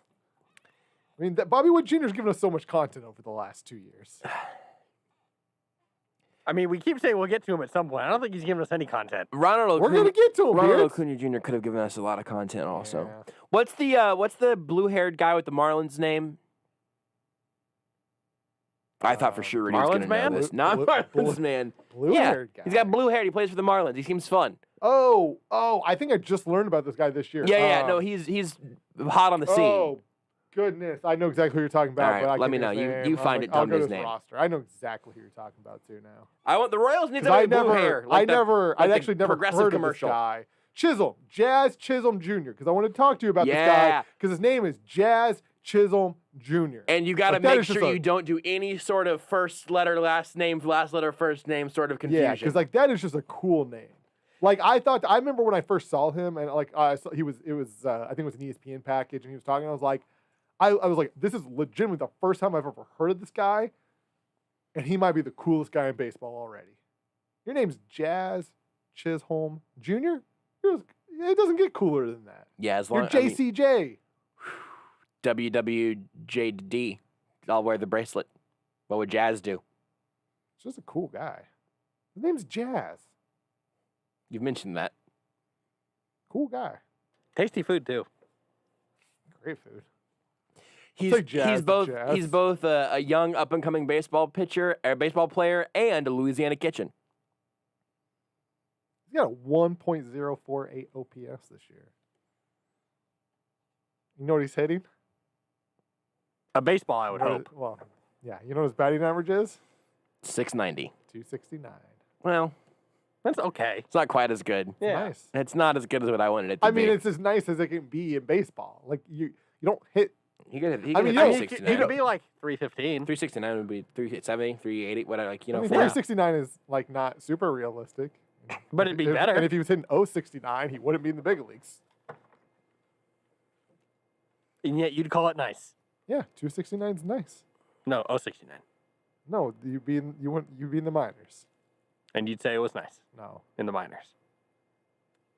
if that was his batting average in the minors, we would have a significant problem. I Let's mean, see. he's into 069, I'd say nice, but I'm going to- like I'm- it's just not. It's he wouldn't be if he was hitting 069, he wouldn't be playing. I'm He going wouldn't- to. and Jazz is too good for that. I'm going to 2019 Baseball Reference because it's the obviously last full season. Yeah, to see, I assume if anybody hit 369. So actually, I'm looking for. There's actually a couple of things that I'm looking for here. Batting average leader was Tim Anderson, 335. Yeah, I mean, I'm sure some. I wonder if Do I you imagine know- at some point do- somebody's hit 369 in a year. It's just like it just doesn't have. By the way, Aaron Ladd just tweeted Ronald Acuna Jr. Just that's all he said. yeah, it's just popped up. It's I think it's a understandable. hard C there, Beard. Yeah. Acuna. Beard's made it Acuna. Osuna, and Rudy forgot the Enye. Acuna. Like Acuna. jalapeno. It's Ronald that's Acuna. the little squiggly boy over the N. It's an Enye. This is welcome to the show. Gets weirdly distracted by baseball. 5 guys played 162 games last year. Wait, what?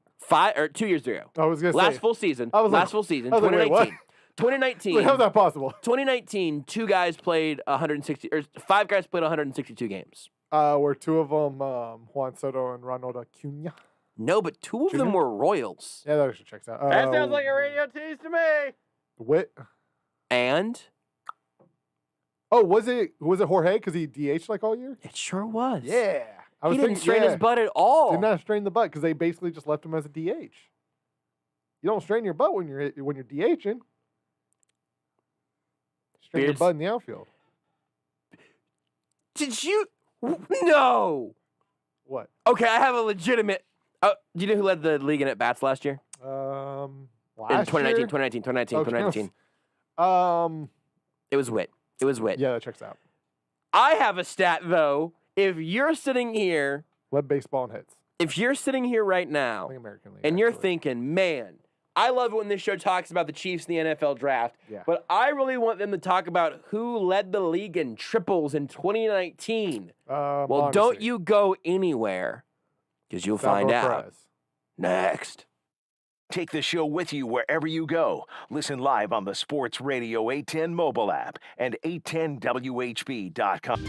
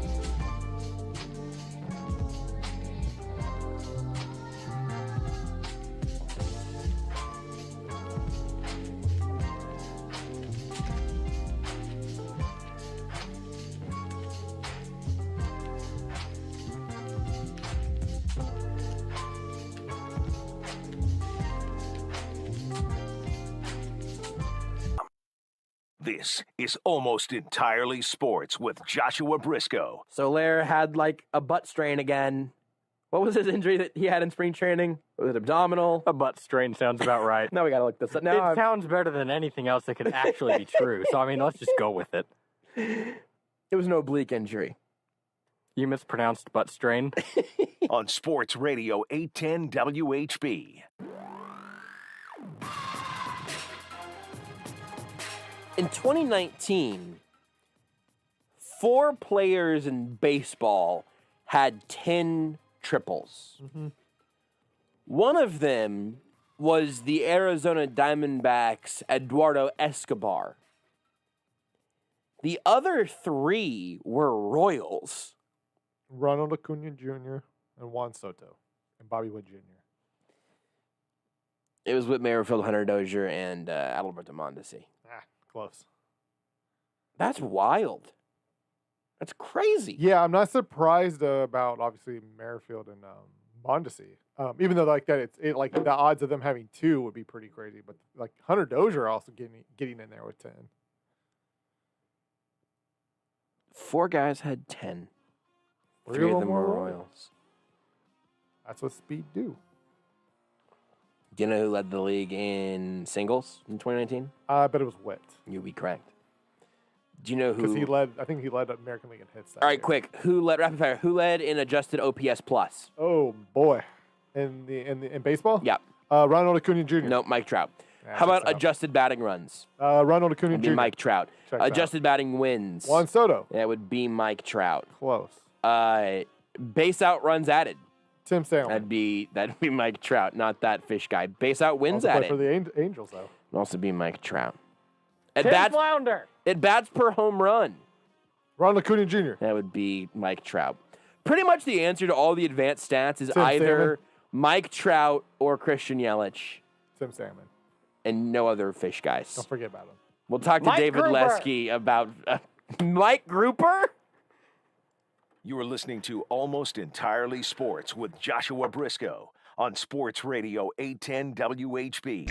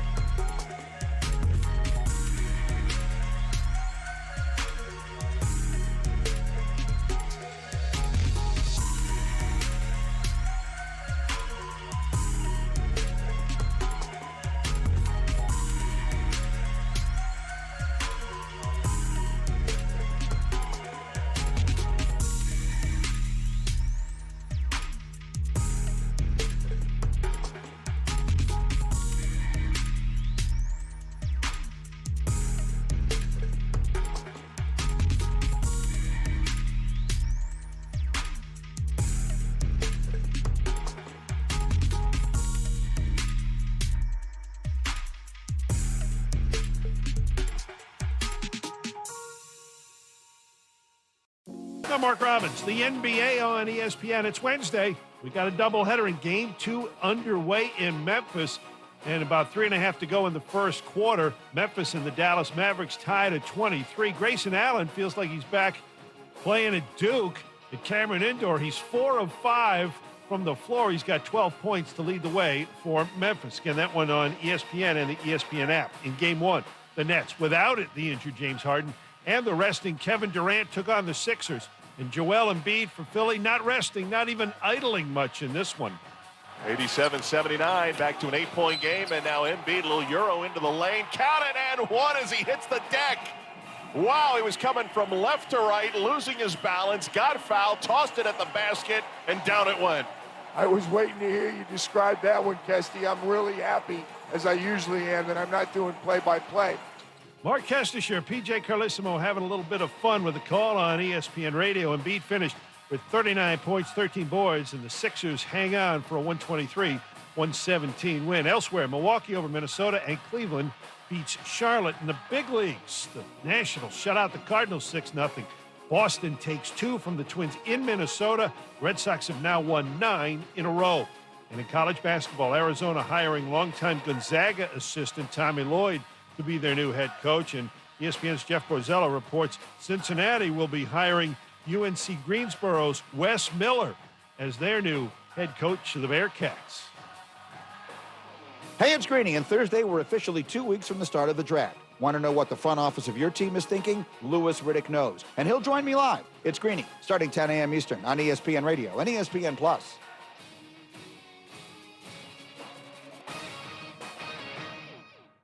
This is Almost Entirely Sports with Joshua Brisco. All right, so right now, if you want to go to the Inside the Crown newsletter, you can go to bit.ly/Lesky hates Bobby Witt, and it will take you right there. And whenever Lesky starts calling for Bobby Witt to come up, I will change that URL, which I can do, to bit.ly/Lesky loves Bobby Witt.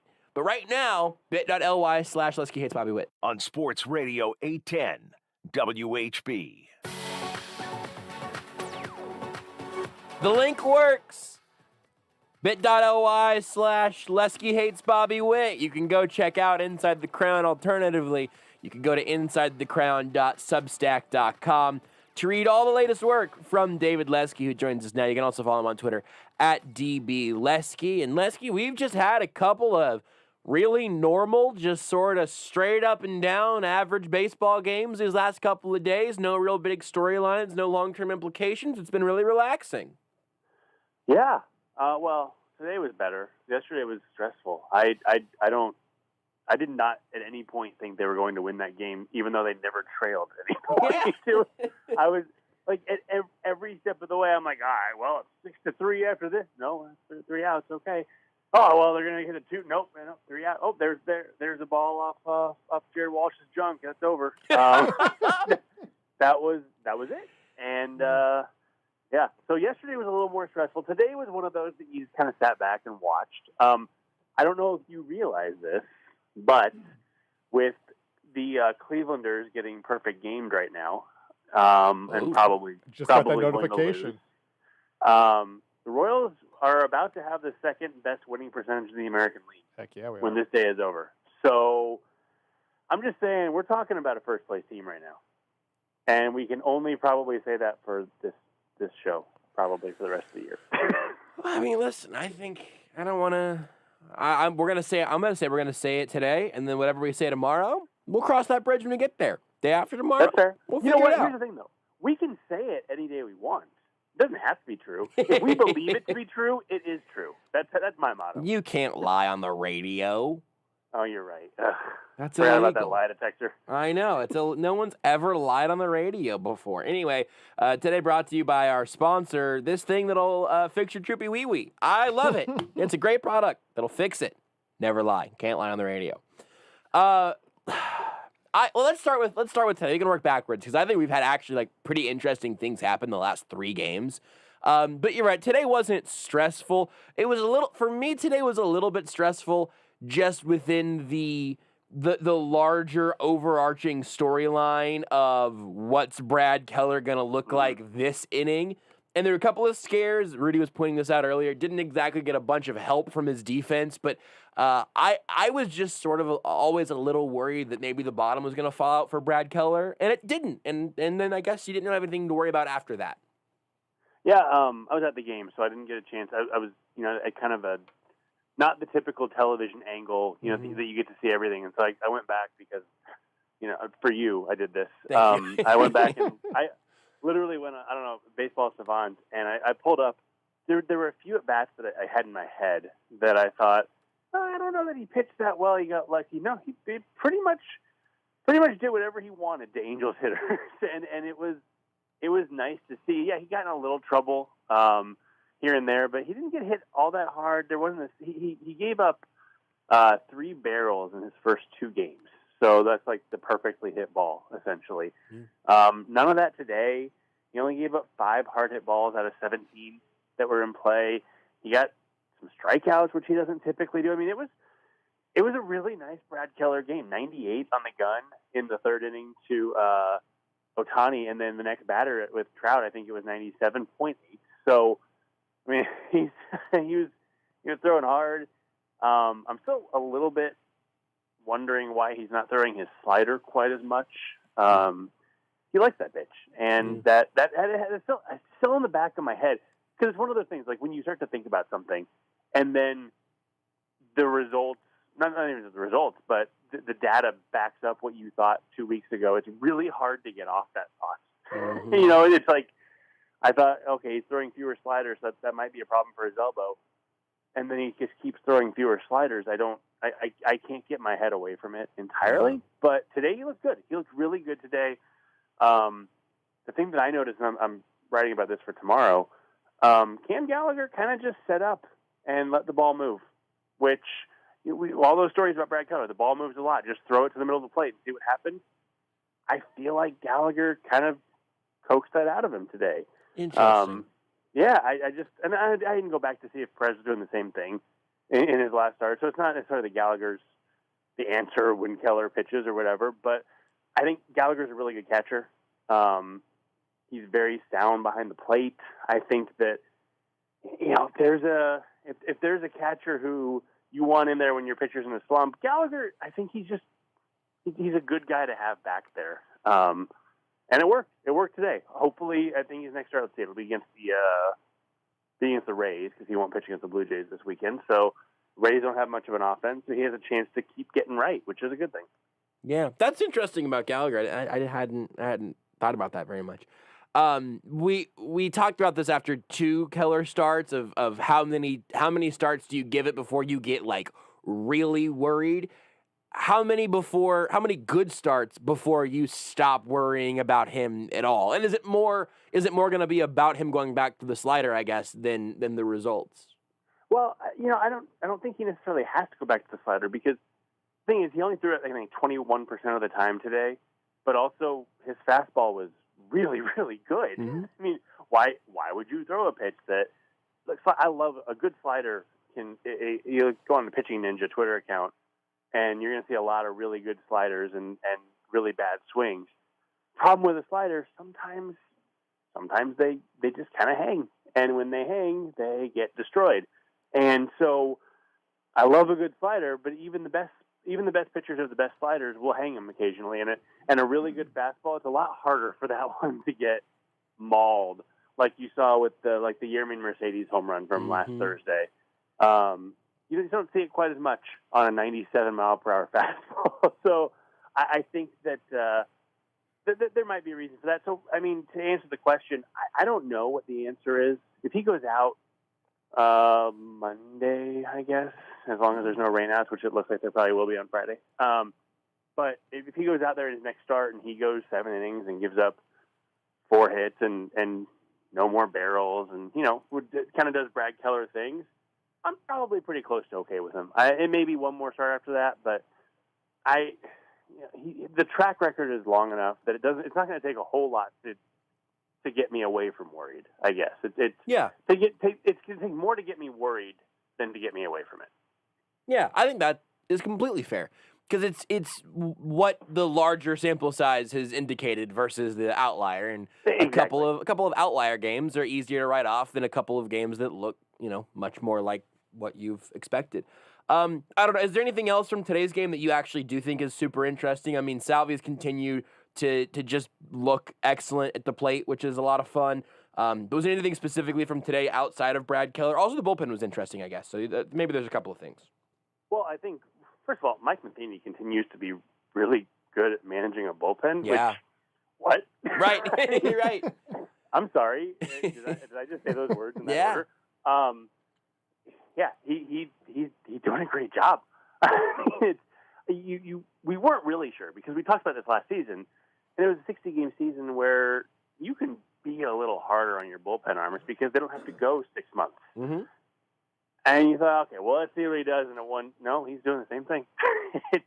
It takes buy-in from everybody. So it's not entirely on Matheny because you've got to have relievers who are willing to say, I'm not the closer, I'm not the seventh inning, whatever it is. But, I mean, he's going to the guy who he needs to go to. And look, Monday night, Scott Barlow didn't have it.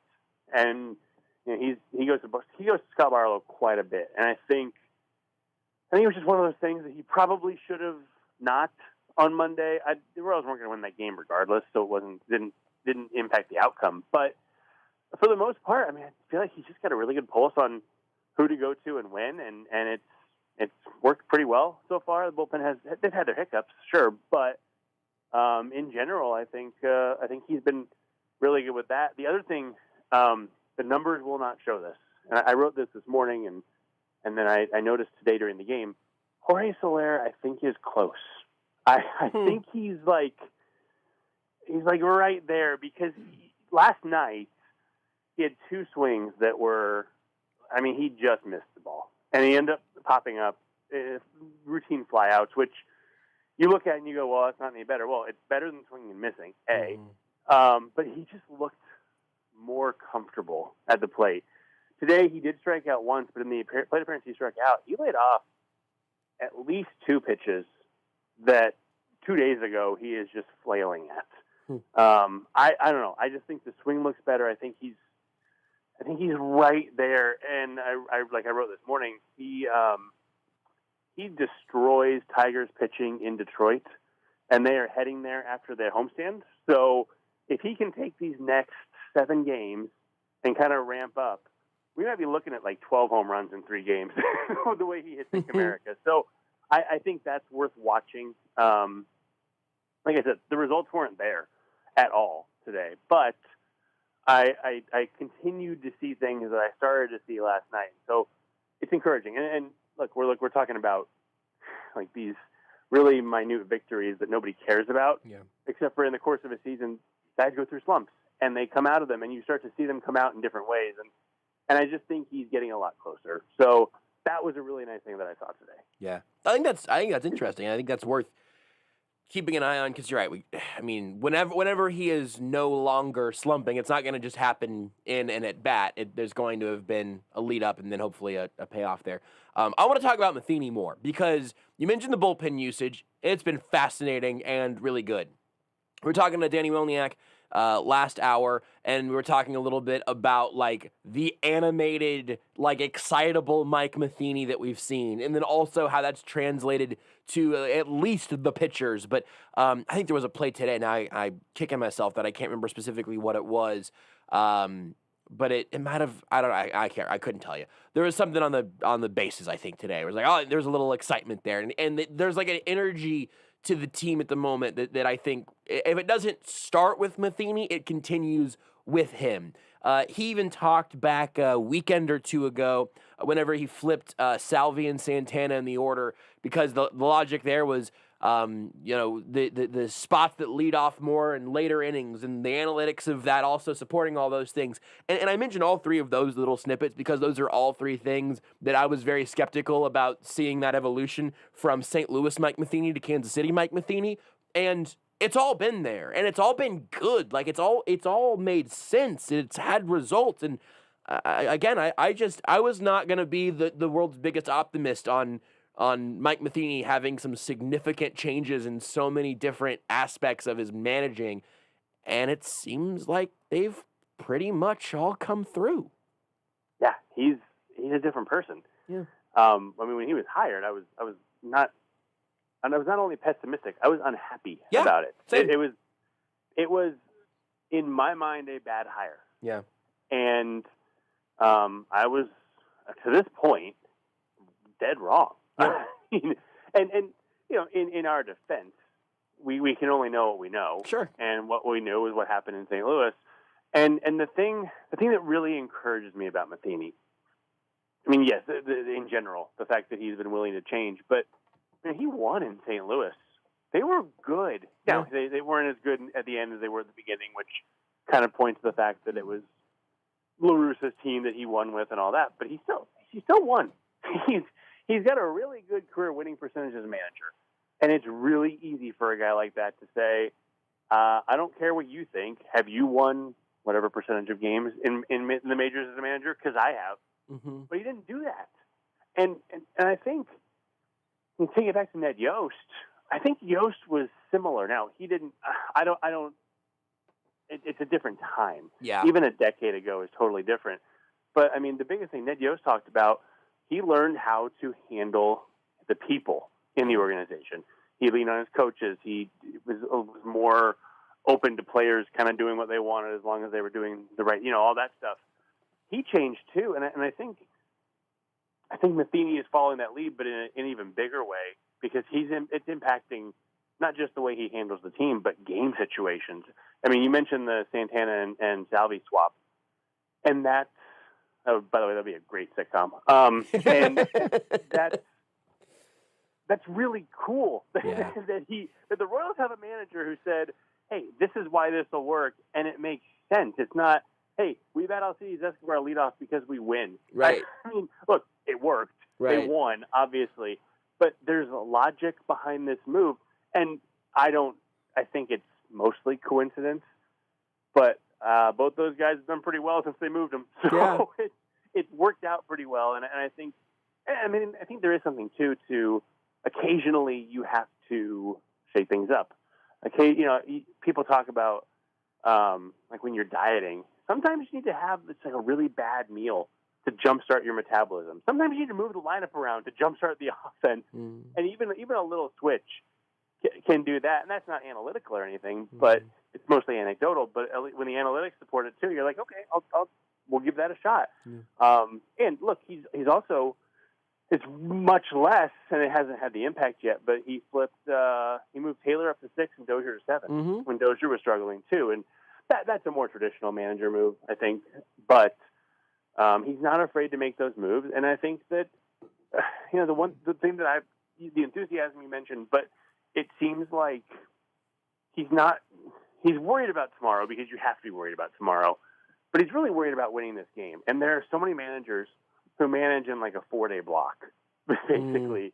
And I think he's blessed with a lot of good arms in the bullpen to be able to do this. But I don't think he worries about who he's going to use tomorrow when he wants to win a game today. And that's a nice trait to have. That's a credit to Dayton Moore for building a deep bullpen too. So, hey, first place team, they're looking good right now, and I think Matheny's been a really big part of it. I never thought I'd say that. Yeah. It's just one of those like genuinely fun, exciting, kind of cool things to have been wrong about. But to your point a second ago, I don't think that it was a matter of a prediction. It was a matter of, boy, I don't know if it's a good math to assume that this dude's going to look like a totally different person here than he did on the other side of the state. And he has. And all the stuff that he said, and also I think unanimously, his like introductory press conference, everyone was like, you know what? He sounds like he's learned some stuff. He sounds different. Well, we'll give it a shot. We'll see how it goes, but it's a lot of guys win press conferences and don't win baseball games and don't win over their locker rooms or their clubhouses and everything. And it seems like, it's just, I think it's really interesting. And I think this clubhouse, this is a Dayton Moore special, that they seem to love each other. And I don't and it's easy to love each other when you're 6-4 and in first place and all that. But I don't know. They seem to not really have any issues when they were 4-4. You know? Right? Yeah. I mean, we don't have much of a sample, obviously, but it's a fun team to root for. I feel like, and you know, some of the last couple of years, not just because they were bad, they were not easy to root for. Yeah. You know, you didn't look at that team and you go, you know, I really hope they win. I mean, even covering them without the fan lens on, he was like, oh, whatever, I don't care. I mean, you're not very good and you're not very likable, so just can you get this game over with so I can go to bed? And right. And that's not this team. Yeah. I think that and that's, you know, guys like Hunter Alberto. He's pure energy. You know, he's not on the field every day, but he's pure energy. Dyson is pure energy. Not on the field every day, but he had a crazy stolen base today when he got picked off, but still they didn't make a throw on him. That was fun to watch. And he also made a great throw to second, by the way, on a ball that he almost made a great catch on. But yeah, I mean, you get these energy guys in there. Santana's energy, Salvi obviously is energy. They've just got a really good vibe, I think. That even if they end up, I mean, I still have them at 76 and 86. I'm not going to change that from 10 games. You know, even if they end up there, it's still at least a fun 76 wins, and not just this treacherous drag of a season that you know, we've seen before, and every team has seen before. So that's definitely a good thing. And not only not a treacherous drag, but also like there's something building, like where those two things do not always come hand in hand. Sometimes you get a fun team that's sort of a dead-end fun team. Those are pretty rare, I guess, but I do think they exist. And then sometimes you have a team that's building to something, but they're not a whole lot of fun. And I think this team can do both, which is, again, it's just nice, man. It's just nice to have it on and or to go to a game, which I haven't gotten to do yet, and to just be like, yeah, you know what? I'm gonna see something here that's gonna play for future years, but it's also going to just be a likable, easy drinking beer of a baseball team for a little while. It's gonna make me feel good. I like that. Well, even on Monday, I mean, they were down 4-0 and they couldn't do anything. Mm-hmm.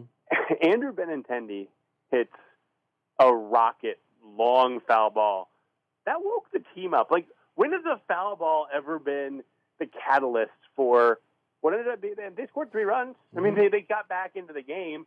It was just stuff like that. You know, I feel like in past seasons, maybe not last year, but a couple years ago, a guy hits a long foul ball, and you probably look in the dugout and see yawns. Right. But the fans got into it. The dugout got into it after just literally a long foul ball. That's all it took. So this is a much better brand of baseball than what we've seen in the fairly recent past.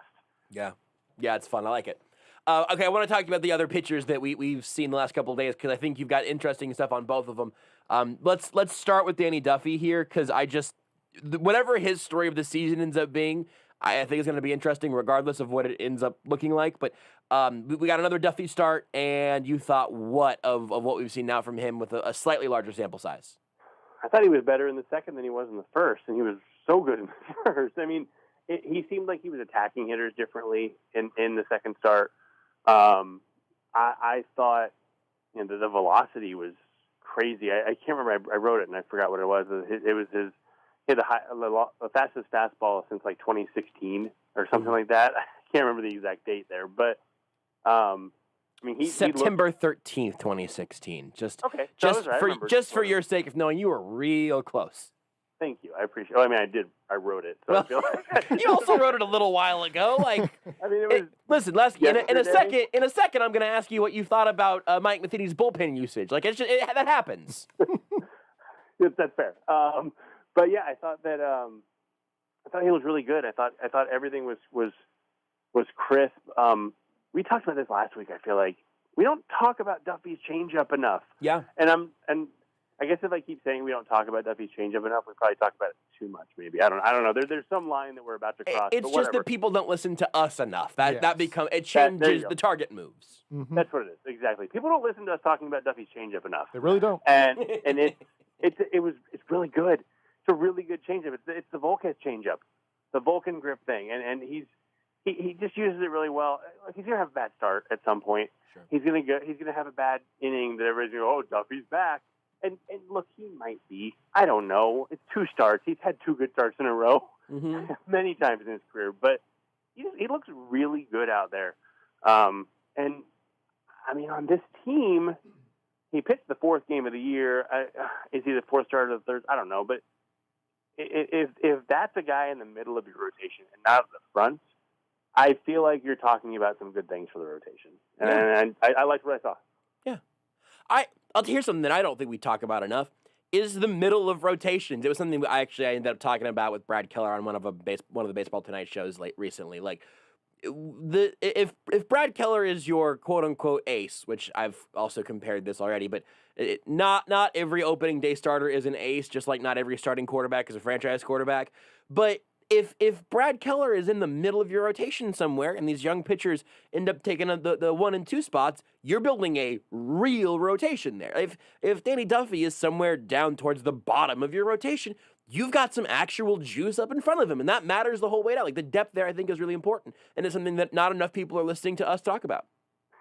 You're absolutely right. You can win with Brad Keller. You can win with Danny Duffy. I don't know if you can win with those 2 being your best 2 starters. Right. But you definitely can win with those guys in your rotation. Yep.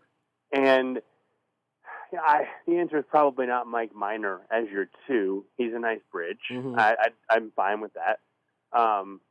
Brady Singer, can he step up? Yep. Can Coar, Lynch, any of these guys, any of the 43 names we could rattle off, can they step up? And that's the question. I mean, the Royals are going to go as far as 2 of their young pitching prospects let them go. Yep. It's as simple as that. Yep. And it doesn't matter which 2. I don't care.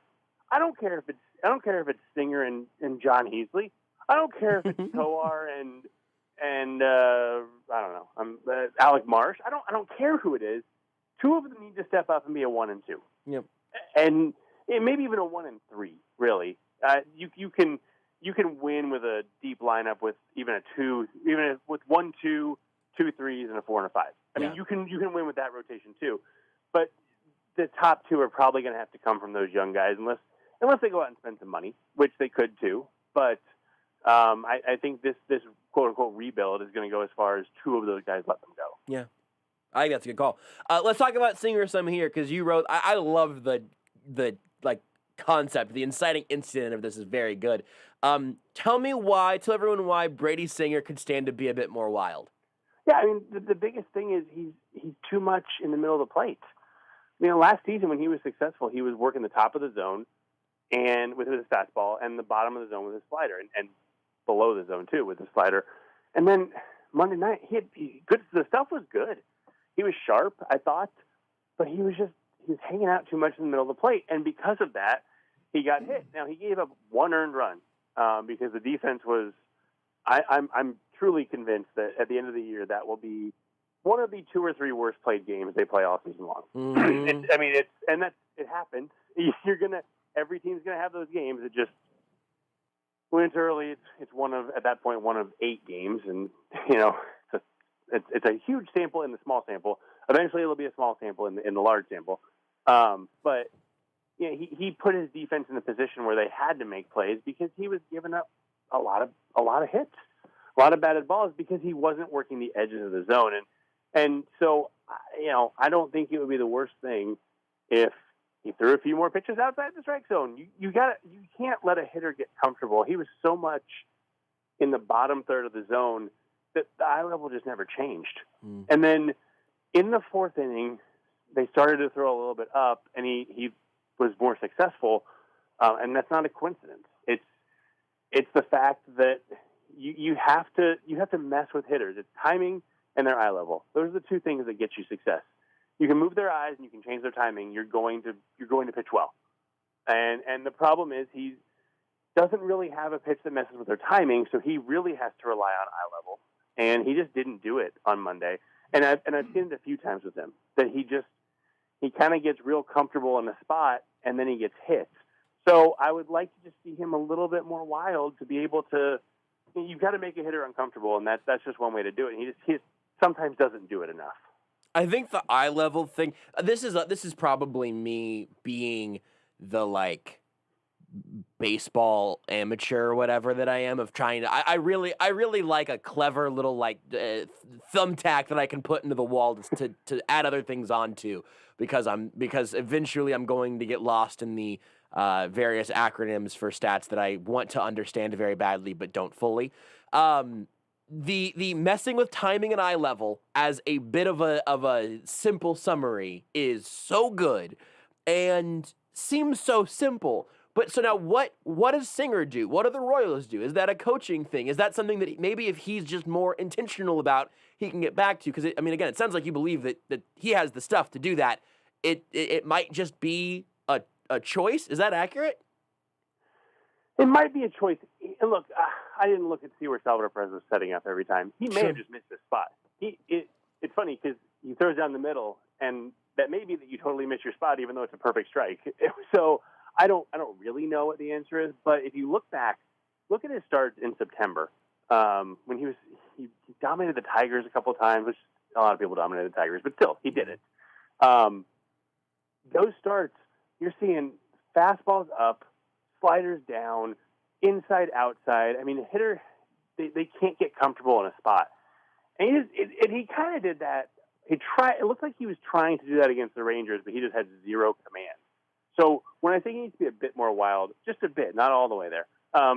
He can't go all the way to the other side of like 1989 Randy Johnson wild. Right. But when he was successful last season, and we have a small sample, but a fairly divided sample of good Singer and bad Singer. When he was good, it's because the ball was darting around the strike zone and just above it, just below it, just to the left of it, just to the right.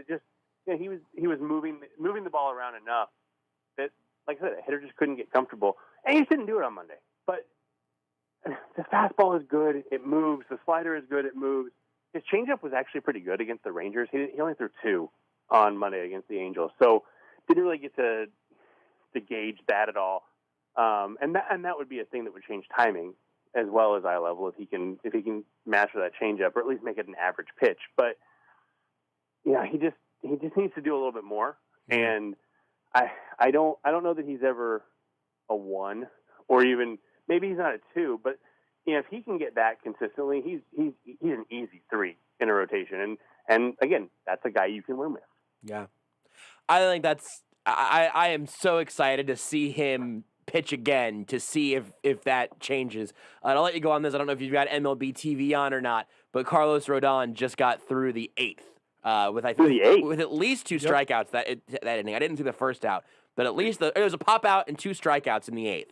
So one more inning for a perfect game. If anyone's looking for something to throw on the TV, MLB Network's doing a look in at least whenever he's on. And the Rodon's a good story too. Because like his teammate Eloy Jimenez, he passed away last year and came back. Surely, you would think that'd be leading the coverage. Comeback player of the year, I would say. Yeah, you would think.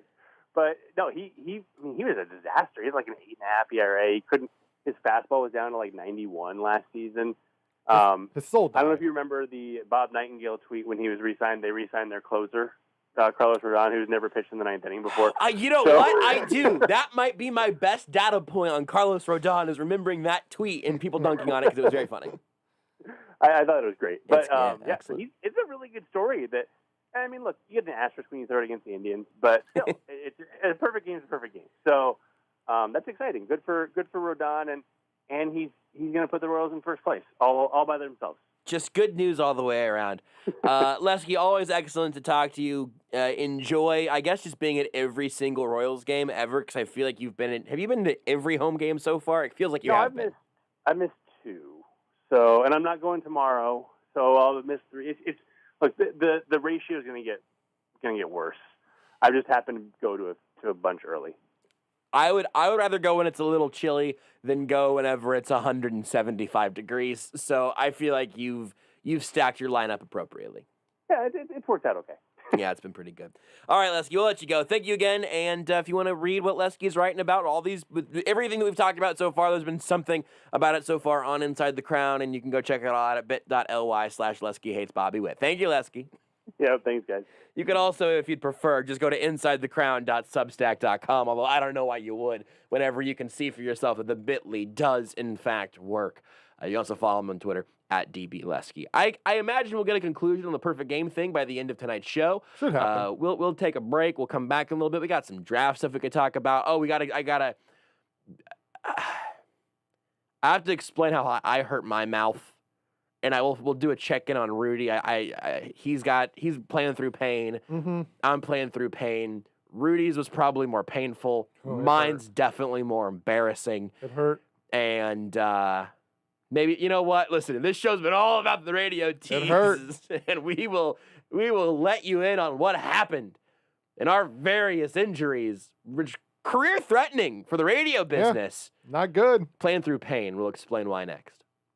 Want more Almost Entirely Sports? Watch the show live on the Sports Radio 810 Facebook page.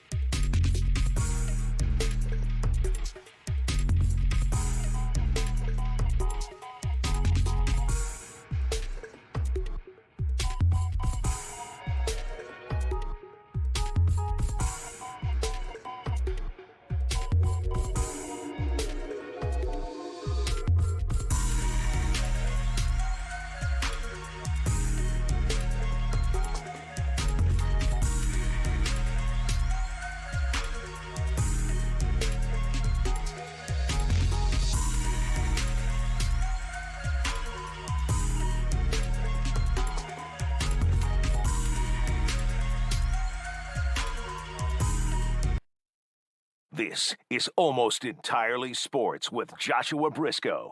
Are you a Sour Patch Kids fan generally? Love them. Yeah. I just can't. I don't know. You said like it tasted I keep licking the inside of my mouth. Unpleasantly. I'm sorry. Go ahead, TJ. On Sports Radio 810 WHB. Several things in the Twitch chat really quick. First from the Kyle0915. Hello, yes, I was referred to by a man on Twitter that enjoys raccoons and tasing Seth Kaiser. Am I in the right place? Oh, Kyle, you've never been in a more right place. Also, Chaotic Warrior is asked about Austin Rivers. Rudy, you want to give... Beards, actually, you know what, Beards? Prepare a shot clock for me. We'll circle back on that one. I'll give you 24 seconds on Austin Rivers. Also... Do I have to go 24 seconds on Austin Rivers? Yep. And JT asks, any chance this music was referred by Sammy Watkins? I'll take this excuse to explain again. Now during commercial breaks on Twitch, we've got some lo-fi hip-hop beats that are playing during the breaks. Now you don't have to listen to a bunch of, radio-specific commercials or whatever, and, if you whatever you want to do during the breaks of this show to enhance your experiences between you and God and Sammy Watkins.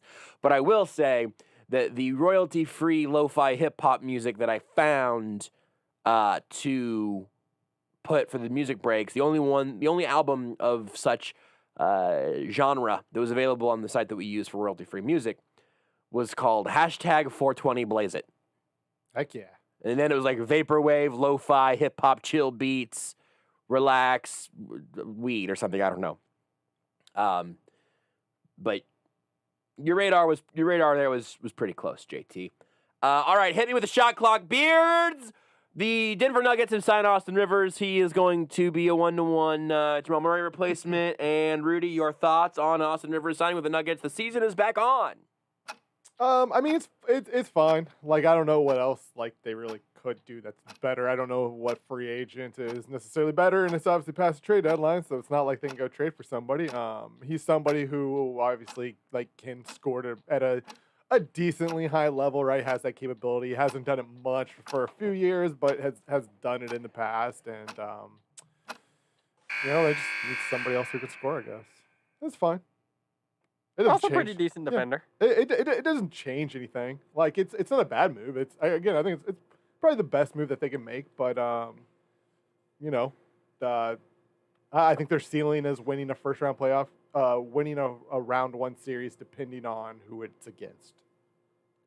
I know I'm as big a culprit of this as any of us. This isn't me lashing out at either of you, but way over. We really have to let the shot clock mean something, or else it's really lost its power. Because again, the shot clock reviews. That's fair. I don't know if I got out at shot clock time ever, and I think it's sort of like I'm gonna mix basketball moves now, but I think you kind of get a chance to collect yourself at the end of the buzzer. Mm-hmm. Like the ball is in the air.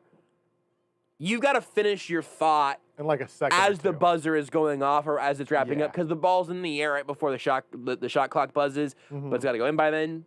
That's fair.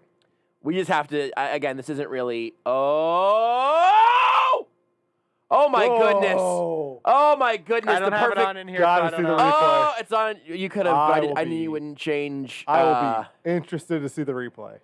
Did he bunt or was this a crappy hit? Because either way, this is absolute dork material. A braid of first, a head first slide, perfect game is lost. I think they're going to overturn this. Yep, I think he's safe. I think they're going to overturn this. Did he bunt and then head first slide at first? We're going to get a dork club. Oh, maybe not. Oh, who is this? I think he actually might be out. Who slid into first? Is that Josh Naylor? Who? I think it's Josh Naylor. What's on second? Naylor? Yeah, Naylor. I think it's Josh Naylor. I don't know what's on third. Also, this is not Taylor, but with Brady would have in any other situation is letting that play go because it was a tough play. His knee might have hyperextended. This is ugly. We're doing. So I don't know when his foot really. That might honestly might just be too close to overturn. It might just end up being so close that they don't overturn it. And honestly, hey baseball, hey refs, just maybe don't overturn it. I'm trying to figure out hey, still. Ref, how about we pull back on video replay in all sports? Maybe we're just. Well, that's not the refs' fault. By the way, guys, I kind of accidentally called him out. Good, get him out of here. There we go. Absolute dork move. Right call. Get a hit, cowards. There we go. It may have been an actual swing. It was just a choppy little roller to first base, and Jose Abreu scooped it up and went over and hyperextended his perfect knee game, trying baby. to touch first base. Only throwing 98 pitches. That's efficient. I sort of accidentally sideswiped Funko Pops earlier. Now this has just graced my timeline. There is a Funko Pop for That's the fine. This Is Fine dog. Yeah, no, that's cool. There's a Funko Pop for everything. Yeah, but this one's new and I love it. Yeah, no, Funko So that one Pops might get- are that one Funko might Pops get- are great. I think they're a little overrated. There's you're a so little many. overrated. I mean, I am. But Yeah, no, I'm a big Funko Pop fan. I think I might have to pick that one up right there. Not everyone's good, right? Like not like but they typically make good ones. By the way, diving to first base, sliding into first base like that head first, does not speed you up. There was a whole sports science on this. Yeah. The sliding, literally the reason why you slide into second and third base is to slow yourself down so you don't go over the base. Like that's why you slide. It's like the only time you And should to avoid a tag. Yeah, the only time Yeah. you should slide into first is if basically the guy on the first baseman has to come off the bag, and he is basically trying to tag high, so you slide underneath the tag. That's the only and that's the time that they never do it. They stay up and they get tagged in, and like they get a mitt to the chest, and those moments slide. You're not sliding to get to the bag faster. You're sliding to get underneath the tag. Beards, this may end up being a real break reconstruction Listen to for me, you the athlete, we're not who gonna can clearly do all this stuff. We're not gonna take a break until we have a perfect game resolution. It is the top of the ninth with one out right now. 0-2 count. So whatever you got to do, you can. What? What? Mark yourself. I What know. was that? That was Like- my, oh God, we're going to have an 8-minute break. What then. was The that? sound Beards, noise. who cares, Beards? I do. He hit him. He hit. Oh, he the hit perfect him. game is over. Rodon hit him on the foot. Challenge it. Challenge it. He lost the perfect game by hitting him on the foot. Oh my goodness.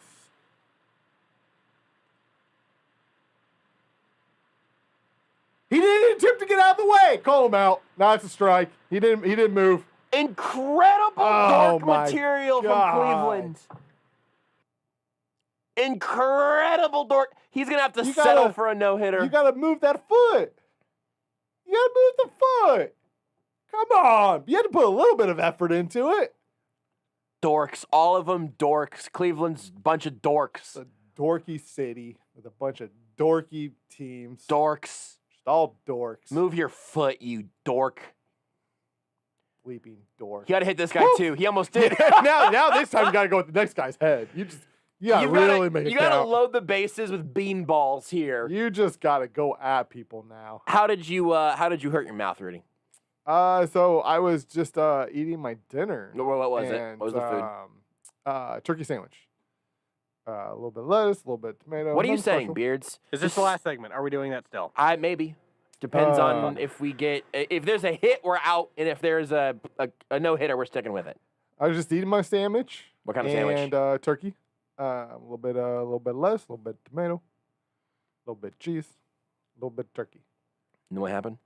And I'm just eating it, and I just kind of like leaning back, and for whatever reason, I decided to I guess I was just chewing my sandwich with a little bit more force than I normally do, just really, really biting down, and I caught the back of my cheek, and oh boy, I bit so hard that I dropped said sandwich and almost fell backwards out of my chair. It might have been the hardest that I have ever bit, like the inside of my mouth before. Rodon just got a strikeout call on a pitch that was maybe a little bit inside, but there's 2 outs. I saw somebody tweet about this recently, actually. You never really understand how hard you chew your food until you bite yourself. So yeah. Do you know how I hurt my mouth yesterday? Yeah. Burnt it. Oh, how'd you burn it? Burnt my lip. Smoking? You on Taking that a bite. vape pen? Taking a bite of a s'mores Pop-Tart. Took a bite of a s'mores Pop-Tart. The interior, so good. Bleeping good.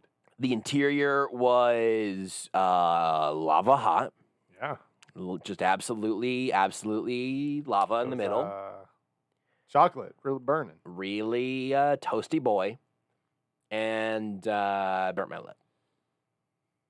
So Rainey Rodon's got 1-1 count, 2 out. has tweeted that this is not the worst way to have your perfect game broken up by hit by pitch. In 1908, Hooks Wiltsey lost a That's the real most name. 1908 baseball name ever. Hook Wiltsey lost a perfect game with 2 outs and 2 strikes in the 9th when he hit the batter, who was the opposing pitcher. Oh. That's brutal. All right, one more strike, and this is it for Rodon. Not a perfect game anymore, but a potential no-hitter. You know what? Be a perfect game in my book. What's his name? In my Hall of Fame, always be a pitch is high. This wants to punch him out so bad. The other here. White Sox pitcher. It was, Was a it White also Sox. a White Sox? Yeah, the referee that the ump that screwed the other White Sox pitcher. Who was that? I don't remember. I forget. I don't remember any of these dudes. Pitcher. 45 seconds. I already forgot the name of that. The White Padres Sox pitcher no-hitter. screwed. Well, Joe Musgrove. Sure. Armando Galarraga. Yes. So the funny thing was, all right, hold on. Here it is. 2-2. Pop foul. Funny thing with Joe Musgrove. So like DraftKings, Beards, you're gonna have to loop this music if it's not. has been doing figure out in a minute. DraftKings has been doing a thing where like you bet $1, you win $100, and they do one. Like, bet $1 that your team will win. Your team will get a hit, win $100. Somebody absolutely bet on their team to get a hit in that game, and then Joe Musgrove goes and throws a no-hitter, and they're like, bleep me. Did DraftKings exist however long ago that happened? No, Joe Musgrove was this year. Oh, what? Yeah, the Joe Musgrove. That was the Padres. Oh, I'm sorry. The Padres no-hitter. Armando Galarraga was the other one that White got Sox. screwed. Yeah. He's got a full count here. Beards, we can't end the show if there's a no-hitter that we're watching in real time. Dump the promos. We have to buy ourselves some time here, Beards. Just telling you, because I'm not sure this last pitch is going to get off in time. If this is a foul ball, kill a promo. If not, full count, 2 outs. Here we go. Carlos Rodon. Foul it's a foul ball. Beards, you're a fascist. Bye, Mom. You are listening to Almost Entirely Sports with Joshua Brisco on Sports Radio 810 WHB.